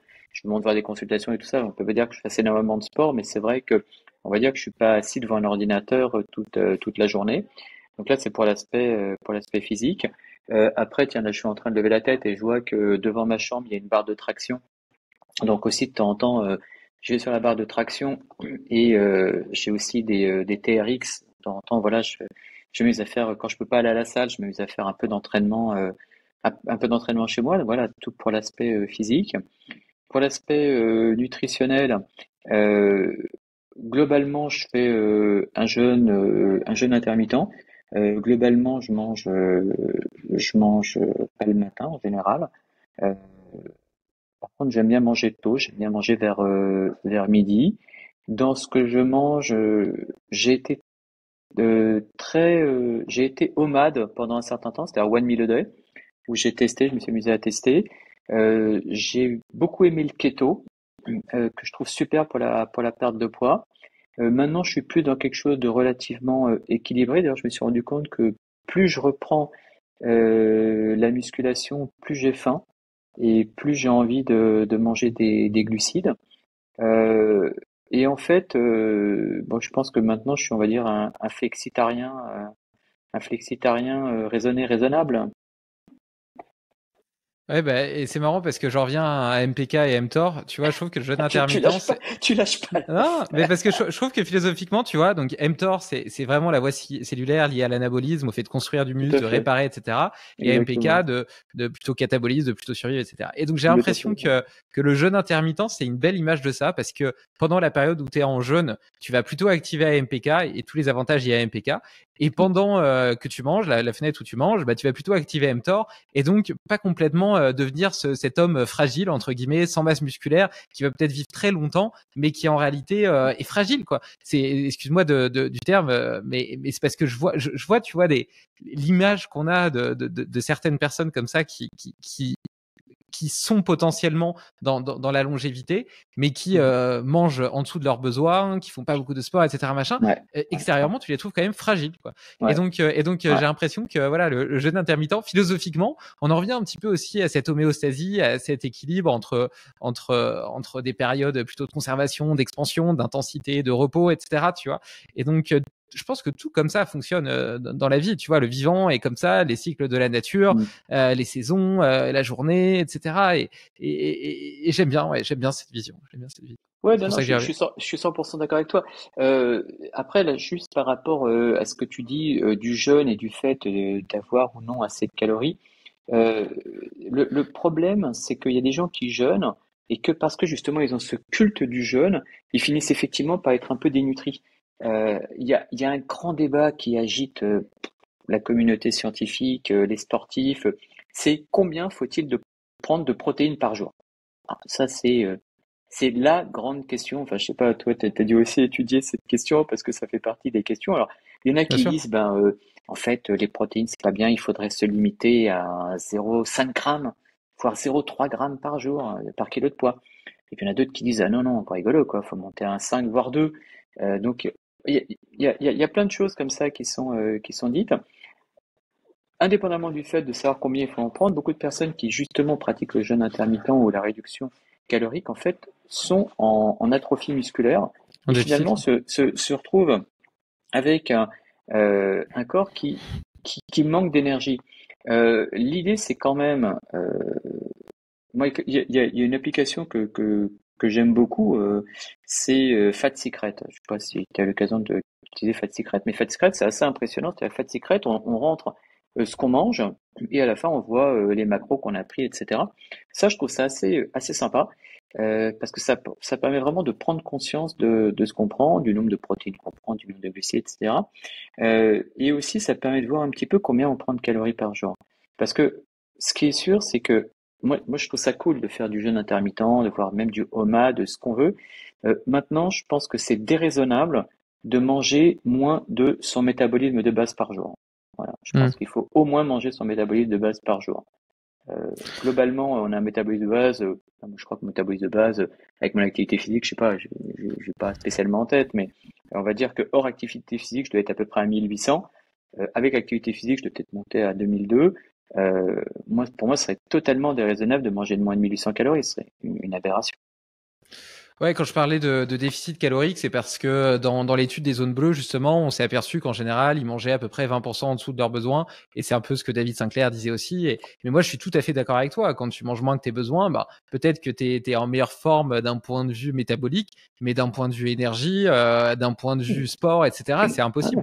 Et je suis d'accord avec toi aussi, tu fais bien de le rappeler que le jeûne intermittent est pas forcément synonyme de restriction calorique. Moi, personnellement, Bien je fais sûr. un jeûne intermittent aussi. Et ça m'empêche pas de manger 2008-3000 calories par jour parce que je fais beaucoup Mm. de sport et que j'ai des objectifs inhérents à ça. Tu parlais aussi de la calculatrice de calories. J'en ai utilisé une pendant des années et donc maintenant elle est un petit peu intégrée dans ma tête, donc je sais facilement quand Mm. estimer plus ou moins ce que je mange en voyant les aliments parce que je sais ce qu'il y a dedans. J'ai tendance quand même à utiliser comme ça pendant 15 jours, 3 semaines ce type d'application lorsque je change drastiquement de diète. Tu vois, au début, je mangeais, quand je faisais de la muscu, je mangeais beaucoup de glucides. Après, j'ai Mm. testé le régime cétogène. Mm. Et puis maintenant, je suis plutôt sur du high fat low carb, c'est-à-dire que plutôt une grosse tendance quand même lipides Voilà. protéines, C'est tout jeune, quoi. mais malgré tout, je mange quand même peut-être 20-30% de glucides par jour, donc quand même Mm. beaucoup plus de glucides que dans du cétogène, et je me sens beaucoup mieux comme ça. Je trouve que c'est une belle voie du milieu, parce que le fait de manger moins de glucides me permet d'être plus focus, d'avoir une énergie plus stable, etc. Forcément lié à la glycémie. Mais en même temps, le fait quand même de garder 400 calories par jour en provenance des glucides, donc 100-150 grammes de glucides par jour, et ben ça m'aide à refaire mes stocks de glycogène et ça me permet d'être plus explosif, plus performant dans mon sport, à éviter des coups de fatigue, etc. Donc je trouve que moi je me sens très bien comme ça. Ça correspond en plus à mon ApoE, qui est une approche dont j'ai déjà parlé, qui me plaît pas mal. Et donc ouais, donc voilà. Et donc quand je teste, quand je change de diète, j'aime bien utiliser aussi ce type d'application pour avoir un référentiel. Et après sur la question des protéines, c'est vrai que tout le monde s'est jeté là-dessus. Après, je pense que il y a deux trucs par rapport à ça. Déjà, quand tu manges que 2 repas par jour, déjà quand tu fais du sport, je pense que tu es obligé de manger quand même suffisamment de protéines. C'est inhérent à la pratique du sport. C'est Donc être normal. en dessous de 1,2 g, 1 gramme ou 1,2 g par kilo de poids de corps, ça me Tu peux paraît pas. C'est déraisonnable. impossible. C'est impossible. Voilà. Et 1,2 g quand tu manges que 2 repas par jour, surtout si tu manges pas beaucoup de glucides, ça fait déjà pas mal de protéines, donc pas mal potentiellement d'œufs, de viande ou de poisson. Donc en fait, naturellement, tu te régules parce que t'as pas envie d'aller manger 2 grammes. Parce que 2 grammes, ça t'obligerait à manger des tonnes, ou alors de prendre des protéines en poudre. Mais si tu veux pas prendre de protéines en poudre, donc je veux dire, et la conclusion de cet exemple, c'est de montrer qu'il y a aussi une forme de sagesse naturelle du corps. C'est bien, je trouve, de s'intéresser à ce qu'il y a dans les nutriments, parce que si tu n'as vraiment aucune notion de nutrition, tu comprends pas, tu vois vraiment ce que tu manges, la répartition de tes calories, l'équilibre de ton repas en termes de macronutriments, etc. Il faut quand même avoir, je pense, des grosses bases minimales, c'est important. Mais pour autant, je pense que il faut aussi écouter son corps. Et moi, je ressens quand j'ai envie, si j'ai suffisamment de protéines ou pas, si j'ai suffisamment de glucides ou pas, et si j'ai suffisamment de lipides ou pas. Tu vois, par exemple, si je fais un gros entraînement de course à pied, machin, le soir, je mets, je sais pas, 3 cuillères à soupe de sarrasin ou de millet, par exemple, que j'ai fait cuire, avec de la viande et des légumes. Et à la fin de mon repas, ben, parfois, j'ai envie de plus de glucides. Et donc, du coup, je mange une banane. Et puis là, je sens que j'en ai pas eu assez, je m'en remange une deuxième, tu vois. Et puis peut-être avec de la purée d'amandes en plus, d'amandes blanches. Voilà, tu vois, je veux dire, il y a une forme de ressenti aussi. Je pense que le ressenti est un mauvais guide quand tu as l'habitude de manger tout le temps de la junk food, que tu grignotes toute la journée, etc. Là, tu peux plus faire confiance à ton corps parce que ta glycémie, elle fait yo-yo toute la journée. Mais quand tu as plus ou moins régulé ta glycémie, que tu manges plutôt correctement, notamment si tu fais du jeûne intermittent, donc que tu manges moins de fois dans ta journée, etc., bah, je pense que tu peux écouter aussi ton envie, ton besoin, ton ressenti, et que c'est un bon guide. Moi, je vais totalement dans ton sens. Effectivement, on peut se prendre des capteurs de glycémie qui permettent de voir la glycémie au cours de la journée. Mais tout à fait d'accord avec toi, à partir du moment où on a retiré le sucre rapide, tout l'aspect junk food, tous les sucres cachés dans l'alimentation, voilà, j'ai écrit un bouquin dessus, donc évidemment c'est un sujet que je connais bien. Effectivement, on peut écouter son corps. moi je dis que effectivement on peut faire des appos, on peut faire la nutrigénomique, on peut aller faire un screening génétique de notre ADN. Je veux dire, je sais pas si j'ai le droit de dire que je l'ai fait, parce que normalement on n'a pas le droit de le faire. Donc si je l'ai fait, mais à l'étranger, donc j'ai le droit de le faire. Oui, j'ai fait un screening de mon ADN à l'étranger, donc non, j'ai le droit de le dire. Enfin bon, quoi qu'il en soit, on peut faire plein de choses, mais euh, je pense que par rapport à la nutrition, il y a que deux repères qui sont intéressants. Un, comment je me sens en énergie quand je mange tel ou tel aliment, premièrement. Et deuxièmement, comment je fais caca une fois que j'ai mangé. Je suis désolé de parler crûment, mais c'est vraiment ça. Euh, si quand tu vas à la selle, tu fais un perfect ou un super perfect et que tu te sens plein d'énergie, c'est a priori ce que tu as mangé, ça te correspond. Voilà, faut être basique. Ouais, j'aime bien. Et puis en plus, ça rend en plus chacun responsable de sa propre exploration. Parce Bien que tout sûr. ça, et moi je le dis tout le temps, tu vois, c'est vraiment une exploration. Il faut faire des tests, des essais, des erreurs. Et petit à petit, on arrive vers la voie qui est idéale pour nous. Bah, en fait, si tu veux, il y a plein de il y a plein de manières de voir le biohacking, hein. Il y en a qui voient le biohacking à la mode Brian Johnson, c'est-à-dire faut être totalement psychopatho. Il y en a pour qui le biohacking, en fait, c'est purement être dans la nature, courir nu dans les bois et manger des baies, ou aller à la cueillette ou à la chasse. Moi, j'ai une vision du biohacking qui est totalement scientifique. C'est-à-dire que je regarde les publications scientifiques, je regarde ce qui marche pas. Et j'ai vraiment cette idée de se dire, on va avoir une démarche scientifique. Une démarche scientifique, c'est quoi? C'est un, je prends un modèle. Deux, je prends une hypothèse. Trois, je teste mon hypothèse. Je regarde ce qui marche pas. Et ensuite, je tire une conclusion. Et ensuite, je teste cette conclusion et je vois dans quel sens je vais. C'est ça ce qu'on appelle une démarche scientifique.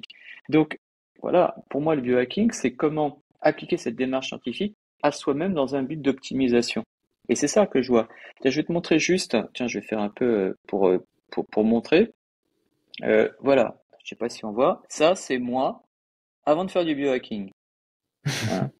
Ça, c'est On mettra. moi maintenant. Je On... suis pas parfait encore, mais il y a une Ouais, si, différence. si. La différence est assez Voilà. flagrante. On mettra les photos dans l'article lié Donc, sur limitless-project.com pour ceux qui veulent voir avant-après.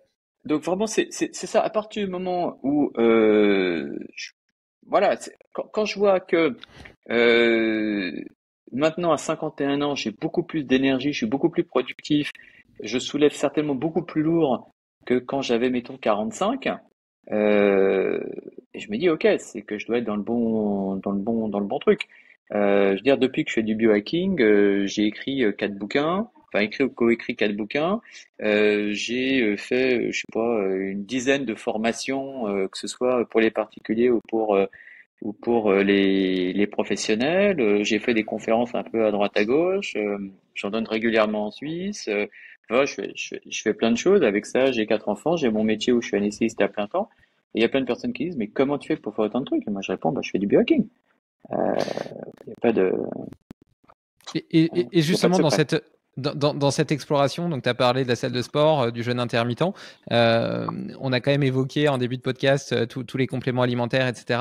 On a parlé d'outils comme la lumière rouge. Toi, Mm. concrètement, qu'est-ce que tu as testé? Qu'est-ce qui te semble digne d'intérêt avec la rigueur scientifique qui te définit? Alors, la lumière rouge, je trouve ça excellent. Les lunettes anti-lumière bleue, je- quand on lit quand on lit les études, il y en a qui disent oui, il y en a qui disent non. Personnellement, ça m'a pas fait un effet foufou parce que voilà, moi j'ai une manière assez rapide de m'endormir.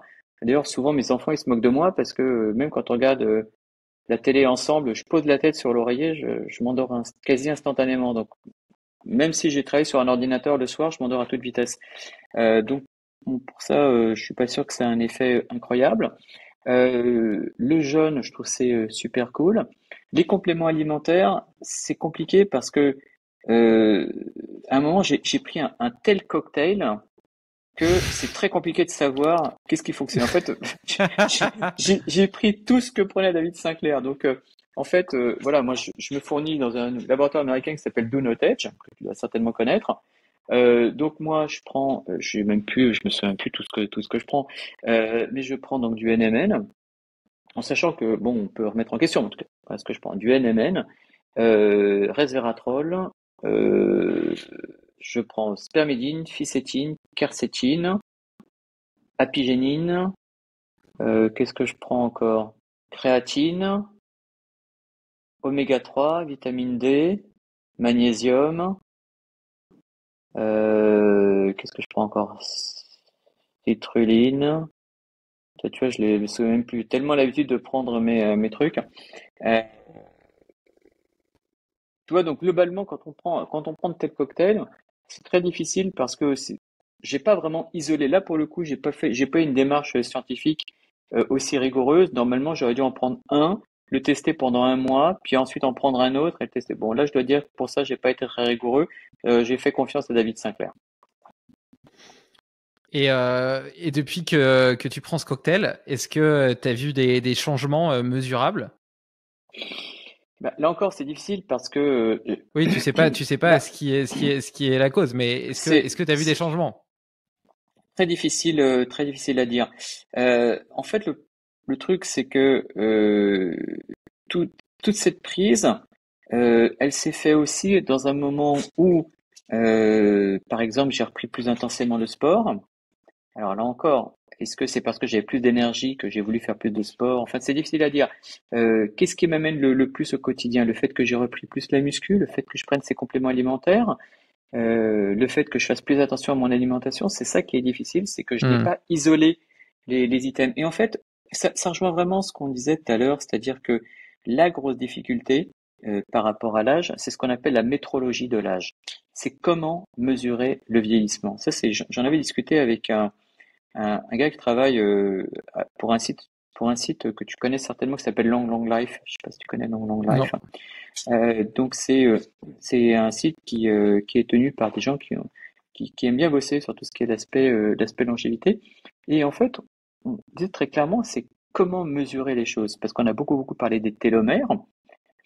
On se rend compte que maintenant, les télomères, c'est peut-être pas l'idéal. On a beaucoup parlé de l'horloge d'Orvart, mais en même temps, il y en a plusieurs, donc c'est compliqué. On a parlé de la glycation. Ah, ok, mais est-ce que la glycation, c'est parfait? En fait, le problème, c'est qu'on n'a pas de réelle mesure. Et que, objectivement parlant, la meilleure mesure de l'âge, c'est comment tu te sens.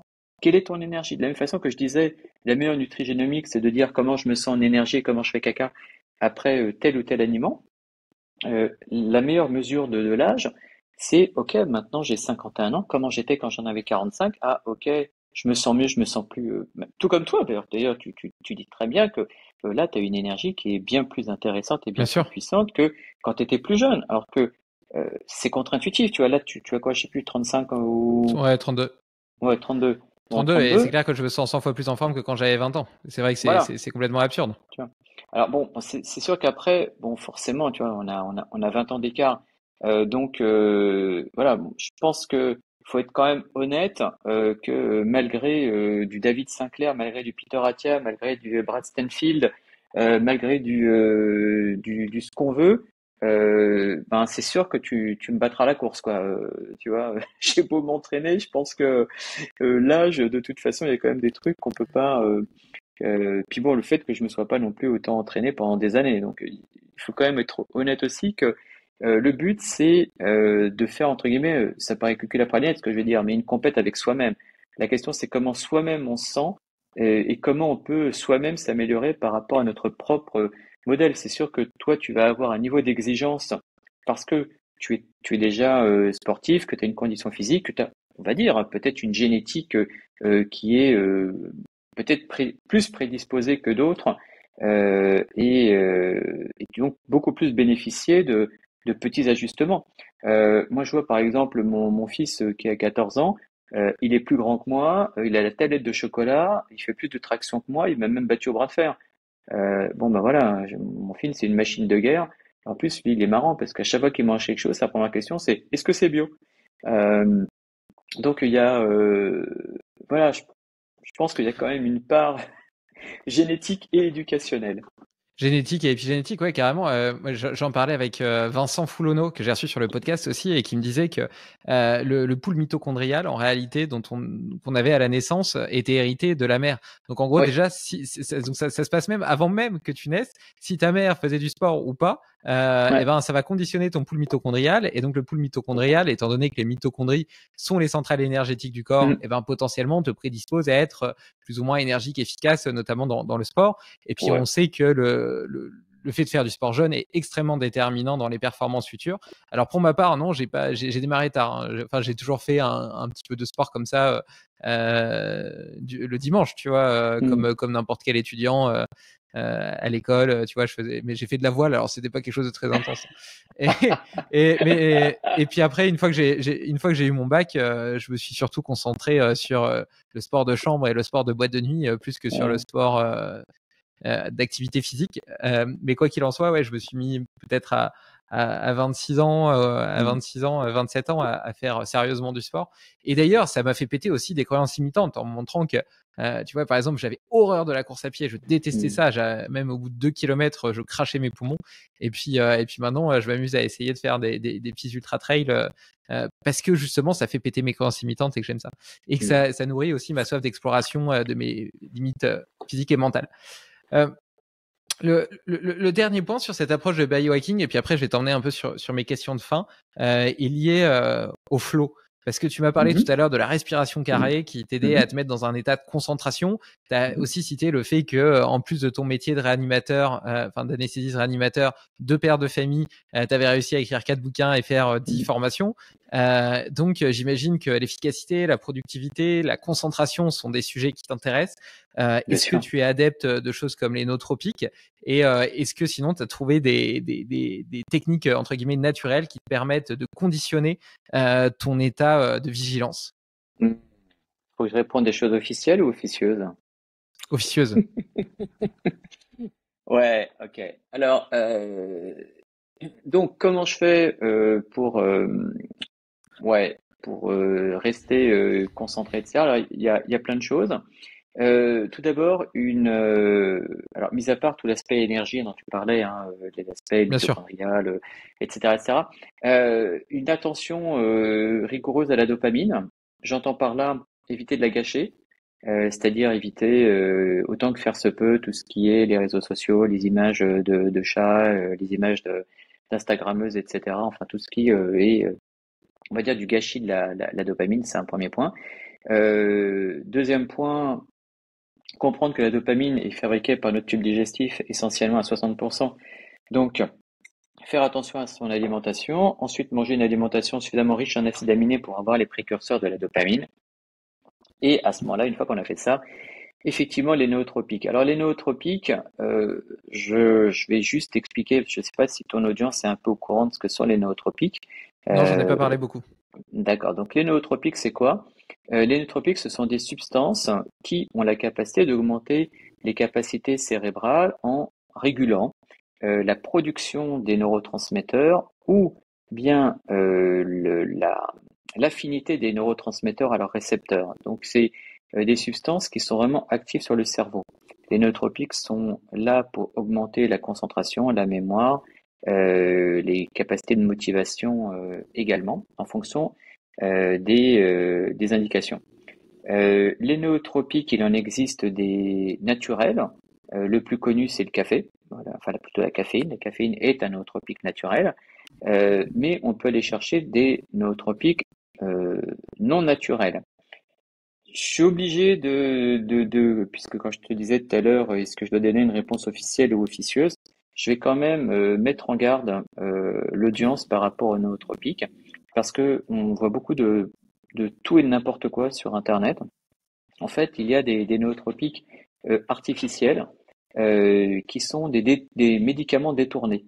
Le plus connu, c'est le piracétam. Le piracétam, c'est un médicament qui, sous le nom de nootropil, qui est un médicament contre la maladie enfin, pour prévenir la maladie de Alzheimer. Et effectivement, des études ont montré que quand on n'avait pas la maladie de Alzheimer et qu'on prenait du piracétam, on augmentait nos capacités mentales.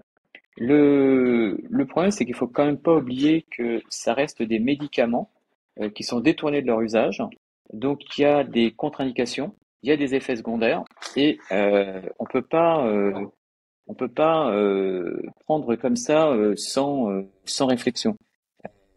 Les nootropiques, c'est quelque chose qu'il faut prendre d'une manière raisonnée, raisonnable, et qu'il faut commencer par prendre des nootropiques naturels, donc en général qui sont des plantes, avant de commencer à chercher des substances. Ça rejoint ce qu'on disait tout à l'heure, le fameux 80-20, c'est-à-dire qu'avant d'aller chercher des choses compliquées, au niveau des compléments alimentaires, il faut faire des choses simples sur son alimentation, prendre assez de sources de protéines, éviter de gâcher notre dopamine. Ok, très clair. Et donc la respiration carrée là-dedans?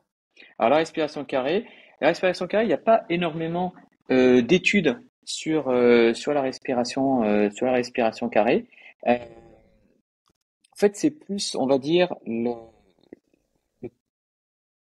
dirais l'expérience de certaines personnes, euh, dont un gars qui, ça y est, je me souviens plus de son nom, Marc Divine, un nom comme ça, qui est un ancien instructeur des Navy Seals, qui dit que grâce à la respiration carrée, il a observé une augmentation des capacités de ses troupes, et notamment des tireurs d'élite, à entrer dans le flow, et que dans cet état de flow, donc un état, on va dire, où finalement tout paraît très simple et naturel, hein, ce que les sportifs appellent la zone, eh bien, ils auraient observé une augmentation des capacités des tireurs d'élite à avoir une réactivité beaucoup plus importante et avoir une précision plus importante. Ce qui est très intéressant, c'est que bien souvent, euh, l'armée a apporté, par les recherches qu'elle a pu entraîner, des progrès extraordinaires pour les civils. Eh bien, voilà, c'est le cas. Il semblerait que la respiration carrée, qui permet aux tireurs d'élite américains d'être plus précis, ça permet aussi à tout à chacun d'être plus concentré et plus productif. Et toi, tu l'utilises? Ah oui, j'utilise avant. En fait, quand je dois faire un travail, on va dire, qui me demande une grande intensité pendant peu de temps. Alors déjà, ce que je fais, c'est que je fais en sorte de mettre mon téléphone. Là, bêtement, je l'ai pas fait. Mon téléphone est là et j'ai des notifs, et donc de temps en temps, j'ai mon œil qui regarde. Normalement, quand je fais un travail, le téléphone, je fais en sorte qu'il soit pas dans la même pièce parce qu'on est toujours distrait. La respiration carrée avant de me mettre au travail. Et j'aime bien prendre éventuellement un peu de caféine, un peu de théanine, euh, pour augmenter la dopamine, de la N-acétyl-L-tyrosine, du NALT donc. Et éventuellement, c'est pour ça que je te disais ce qu'il faut que je dise officieux ou officiel, j'hésite pas à me prendre un chewing-gum de nicotine. Ok. Parce que la nicotine est un excellent nootropique. Ouais, d'ailleurs, Jean Rosis, que j'avais reçu sur le podcast aussi, m'avait parlé de la nicotine en spray. Lui, il avait trouvé en spray et il conseillait Ouais, ça. Il pas conseillait moi. ça aux gens qui avaient des présentations à faire, tu vois, genre tu dois faire une conférence, etc. Tu stresses un petit peu avant de monter. Tu te prends ton petit shot de nicotine. Apparemment, c'est hyper efficace. Euh, ouais, alors moi je déconseillerais. Le, le spray. Pourquoi? Bah ouais, moi j'ai failli dégueuler avec le Ah spray. ouais. Parce qu'en fait, personnellement, hein, j'ai trouvé que la montée était beaucoup trop intense, et que finalement le chewing-gum ou le patch, moi je trouvais ça plus intéressant parce que ça va plus doucement. Euh, ouais, le spray, j'ai pas trouvé ça foufou. Euh, donc, Ok. À tester, j'avoue, j'ai pas testé, mais la prochaine fois que j'ai une conférence à faire, j'essaierai. bah, en fait, si tu C'est ça, le veux, chewing-gum. comment dirais-je, les fumeurs, ils connaissent très bien ça. Pour les Ah bah, fumeurs, par contre, j'ai été fumeur pendant 10 ans. ouais, bah donc tu te souviens, le truc que préfèrent les fumeurs, c'est café clope. Oui, c'est vrai. Donc, ben, c'est normal, c'est deux nootropiques, hein. En fait, je faisais du biohacking sans le savoir à l'époque. Ouais, bah ça, de toute façon, à partir du moment où on expérimente des trucs, donc voilà. Et bon, alors, tout à l'heure, j'ai mis en garde là, par rapport au piracétam. Il y a aussi un autre médicament dont je voudrais parler. Euh, je sais pas trop si j'allais mentionner la chose, mais il y a un film qui a beaucoup fait parler de lui il y a quelques années avec Bradley Cooper qui s'appelle Limitless, Ouais. où justement le héros, il prend une substance qui s'appelle le NZT et qui le rend super bon, super focus, super motivé. Il devient une machine de guerre au niveau cérébral. Et donc beaucoup de personnes se disent, mais qu'est-ce que le NZT? Donc le NZT, ça n'existe pas. Et il y a beaucoup de personnes sur les sites internet, soi-disant de bons conseils, qui disent que le NZT, en fait, c'est un médicament qui s'appelle le modafinil. Mais attention, le modafinil, c'est un médicament qui est fait pour la narcolepsie, c'est-à-dire c'est un médicament qui est fait pour les personnes qui s'endorment d'une manière un petit peu inopinée. Et effectivement, quand on détourne ce médicament, qu'on prend du modafinil, on augmente nos capacités mentales, on peut être plus productif, on dort que 4 heures par nuit, on a l'impression qu'on est le roi du monde. Mais le problème, c'est qu'après, on le paye. Et faut pas oublier que c'est des médicaments, qu'il y a des contre-indications, des effets secondaires. Donc voilà, je cite le pyracétam et je cite le modafinil, mais attention, je ne conseille ni de prendre l'un ni de prendre l'autre. Bon, pour la petite histoire, évidemment, j'ai testé l'un et l'autre, hein, je vais pas mentir. Euh, mais, euh, mais voilà, ça reste des médicaments. Il y a des contre-indications, il y a des effets secondaires. Donc, faut éviter de prendre ces substances. Moi, j'ai testé aussi à l'époque, mais j'ai appelé ça cocaïne. Ouais, je te propose de passer aux petites questions de fin. Est-ce qu'il y a Yes. 3 choses dans ta journée que tu fais tous les jours et qui sont absolument indispensables à la pleine expression de ton potentiel? Hmm, 3 choses. Poum, poum, poum, poum, poum. Alors, je dirais que peut-être ma méditation de gratitude du matin, qui me permet un petit peu de remettre en forme les pensées avec lesquelles je me réveille le matin, qui vont un peu dans tous les sens. Ça, c'est un premier point. Euh, hmm. Deuxième point, m'exposer à la lumière du jour. C'est vrai que moi, je vais au boulot en scooter. Et en fait, sur le trajet que je prends, je passe par des coins de Paris que j'aime beaucoup. Et donc, je fais la lumière du jour. Et dernier point, difficile à dire parce que j'essaie de penser à tout ce que je fais d'une manière assez systématique. Euh, et je dirais me coucher dès que je sens que mon corps il me dit qu'il faut y aller. Et toutes les fois où j'ai forcé le truc, tu vois, Pampire, je suis allé à une réunion qui a fini tard, mais honnêtement, j'aurais pas été à la réunion, je pense que j'aurais été mûr pour m'aller me coucher à 21h. Voilà. Et je l'ai pas fait. Parce qu'évidemment, j'avais cette réunion, j'allais pas m'endormir au beau milieu. Tu auras peut-être cette chance ce soir. Un outil que J'espère. tu aurais acheté ces dernières années et qui a drastiquement changé ton quotidien? Euh... Pum, pum, pum, pum, pum, pum. Après, on peut trouver des gadgets style la bague Oura, ça, ok, est-ce que la bague Oura, ça change vraiment le quotidien? Pas sûr. Alors j'aurais tendance à dire, euh, effectivement, peut-être une barre de traction. Ça paraît tout bête, mais ça permet finalement de faire très rapidement du sport chez soi et avec ce qu'on peut appeler l'effet cumulé. On peut par exemple décider qu'à chaque fois qu'on passe en dessous, on fait 3 tractions. C'est rien, hein, 3 tractions, hein, c'est que dalle, hein. Hmm. Sauf que, si cette barre, on passe 10 fois, 15 fois en dessous, et on finit par faire 35 tractions, 45 tractions sur la journée. Et ce qui est très important, ça c'est un mot qu'on n'a pas forcément utilisé, mais qui est très important, c'est ce qu'on appelle l'effet cumulé. C'est absolument pas grave hein, d'aller chez McDo. On peut se bouffer un Big Mac, on peut s'éclater avec des frites, on peut se manger une côte de bœuf bien grasse avec des frites à la graisse de bœuf, on peut se bouffer la, du gâteau au chocolat industriel avec de la mousse chantilly, c'est ok. Mais ce qui est important, c'est de comprendre le principe de l'effet cumulé. C'est-à-dire que faire ça une fois, ça va. Le problème, c'est quand on fait ça une fois, une autre fois, une autre fois, une autre fois. C'est comme la cigarette, hein. Prendre une cigarette, c'est pas grave. Le problème, c'est l'effet cumulé. On sait très bien que, par exemple, je fais une petite parenthèse par rapport à la cigarette, mais ça fait bien comprendre. En médecine, on considère la consommation de tabac avec ce qu'on appelle le nombre de paquets années. Un paquet par jour pendant 20 ans, c'est un paquet année. Mais 20 paquets par jour pendant un an, c'est aussi 20 paquets année. Et donc, ce qui est important, c'est l'effet cumulé.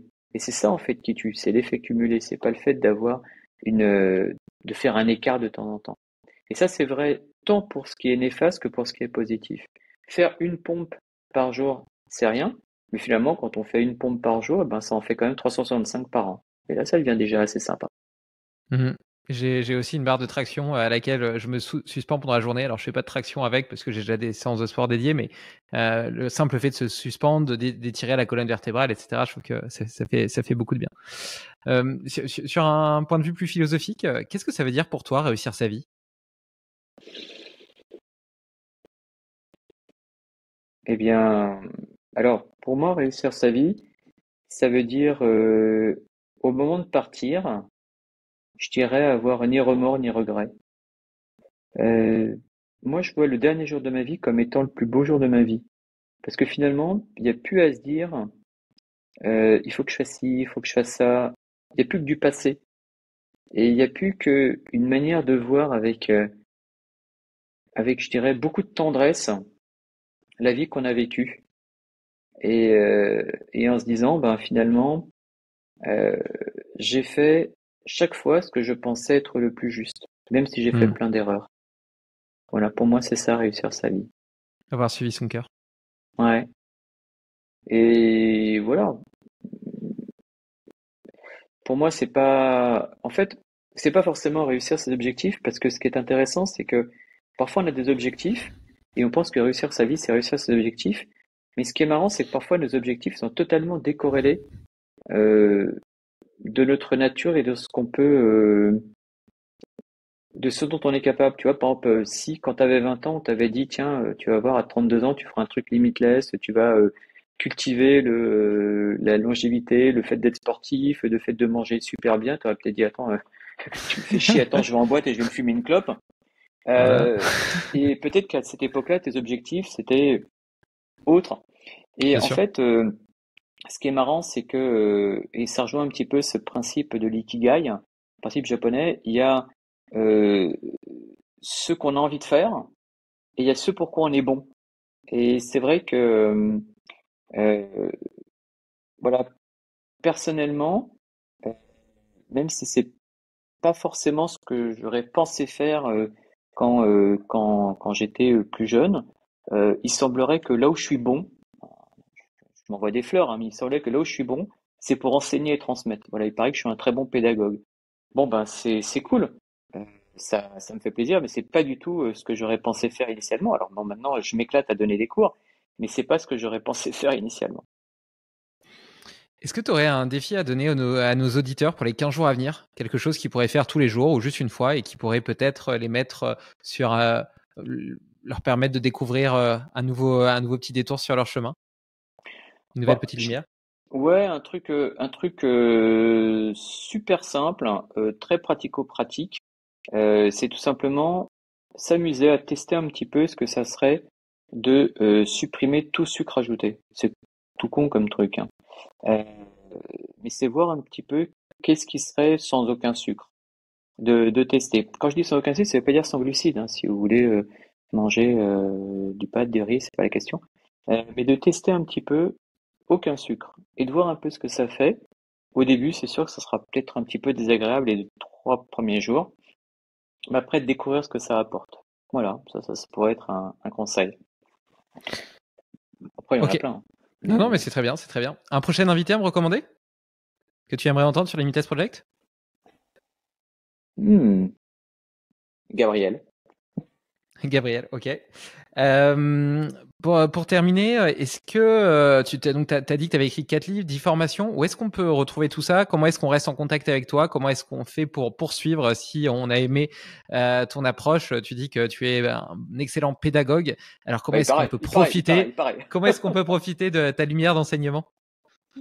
Alors déjà, j'ai un site internet avec une newsletter. Alors jusqu'à présent, j'avais pas été très très rigoureux sur les newsletters, donc là j'ai vraiment fait en sorte de lancer. Là, il y aura vraiment une newsletter toutes les semaines où justement je vais parler de sujets de biohacking, de santé, de performance, de longévité. Donc il y a certaines newsletters qui seront vraiment plus consacrées à un domaine et d'autres qui seront plus sur d'autres domaines.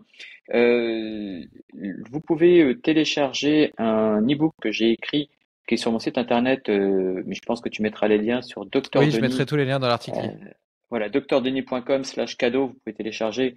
l'e-book consacré au cerveau et comment optimiser son cerveau. Et en plus, vous serez inscrit sur la newsletter. J'ai une chaîne YouTube aussi, sous le nom Dr Denis, donc Dr Denis, Denis avec un Y et un S, où là encore, je donne plein d'éléments. Et sinon, donc, j'ai des formations, des méthodes, on va dire, pour arrêter le sucre, pour, enfin, consacrées aux personnes qui ont des acouphènes, les douleurs chroniques, l'arrêt du tabac, la gestion du stress et le sommeil. J'ai également fait une formation sur le biohacking relativement généraliste qui est chez Vivovojo. Vivovojo, c'est un diffuseur sur la santé naturelle. Donc là, vous pouvez trouver cette formation sur Vivovojo. C'est une formation très générale sur le biohacking. Et j'ai une formation plus dédiée aux professionnels, aux cadres, aux dirigeants, aux entrepreneurs qui ont envie d'augmenter leur capacité physique et mentale. Et là, c'est via mon site internet. Donc le mieux, c'est de me contacter directement sur mon site et à ce moment-là, d'être en contact. Et puis, bon, il y a aussi tout un tas de projets à venir. Il y a un livre en cours d'écriture sur la longévité et il y a énormément comme ça de choses en attente. Voilà. Le problème, c'est que ben, je suis comme tout le monde, dans une journée, il n'y a que 24 heures. Donc même si je les optimise, ben, il reste quand même pas assez de temps, pas autant de temps que je le voudrais.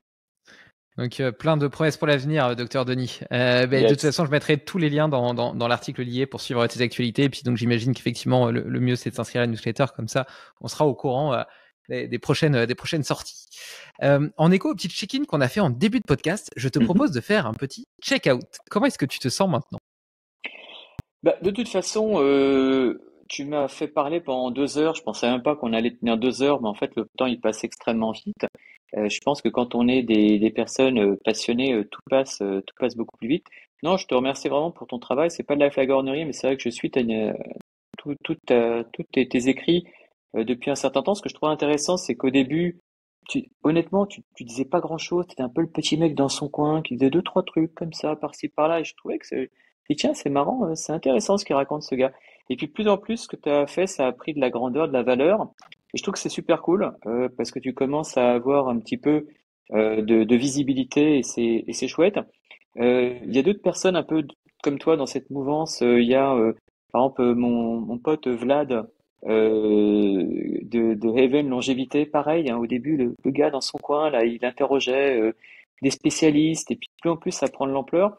C'est extra parce que voilà, je te dis, moi je m'intéresse à l'anti-âge, plutôt à la longévité depuis des années.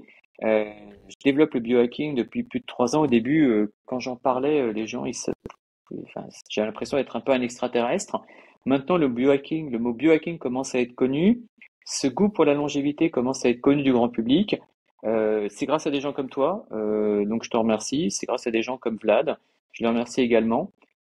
Parce que voilà, moi je suis le médecin, je suis le mec de terrain, je suis pas forcément un très bon communicant et je trouve ça super justement de pouvoir associer ses talents et c'est comme ça que le monde avance.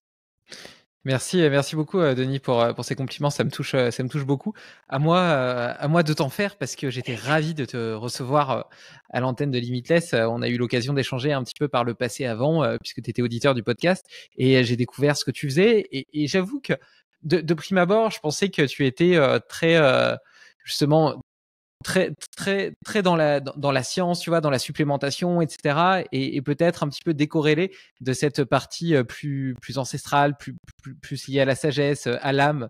Et pour moi, tu as dû le comprendre, les deux sont très enthousiasmants. J'adore l'évolution de l'humanité. J'ai l'impression qu'on vit une période complètement folle qui est remplie de promesses et je trouve ça passionnant, tu vois. Même des outils comme CRISPR et toutes les promesses que ça peut avoir, mais aussi tous les risques sous-jacents.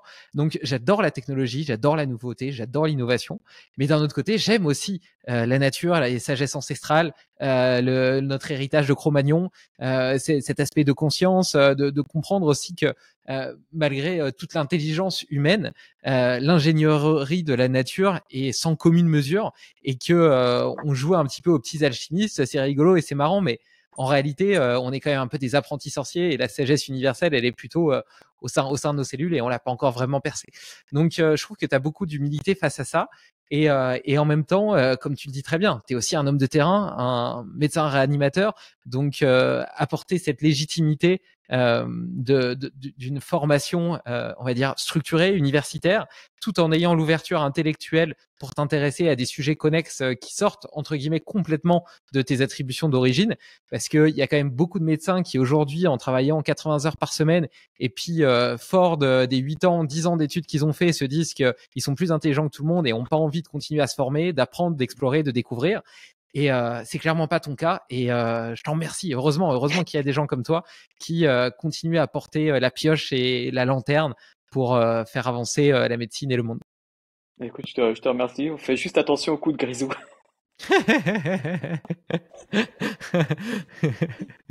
Je t'offrirai un canari pour Noël. Cool. Allez, merci beaucoup Denis, à bientôt. Merci à Bye. toi, David. Super cool. Bye bye.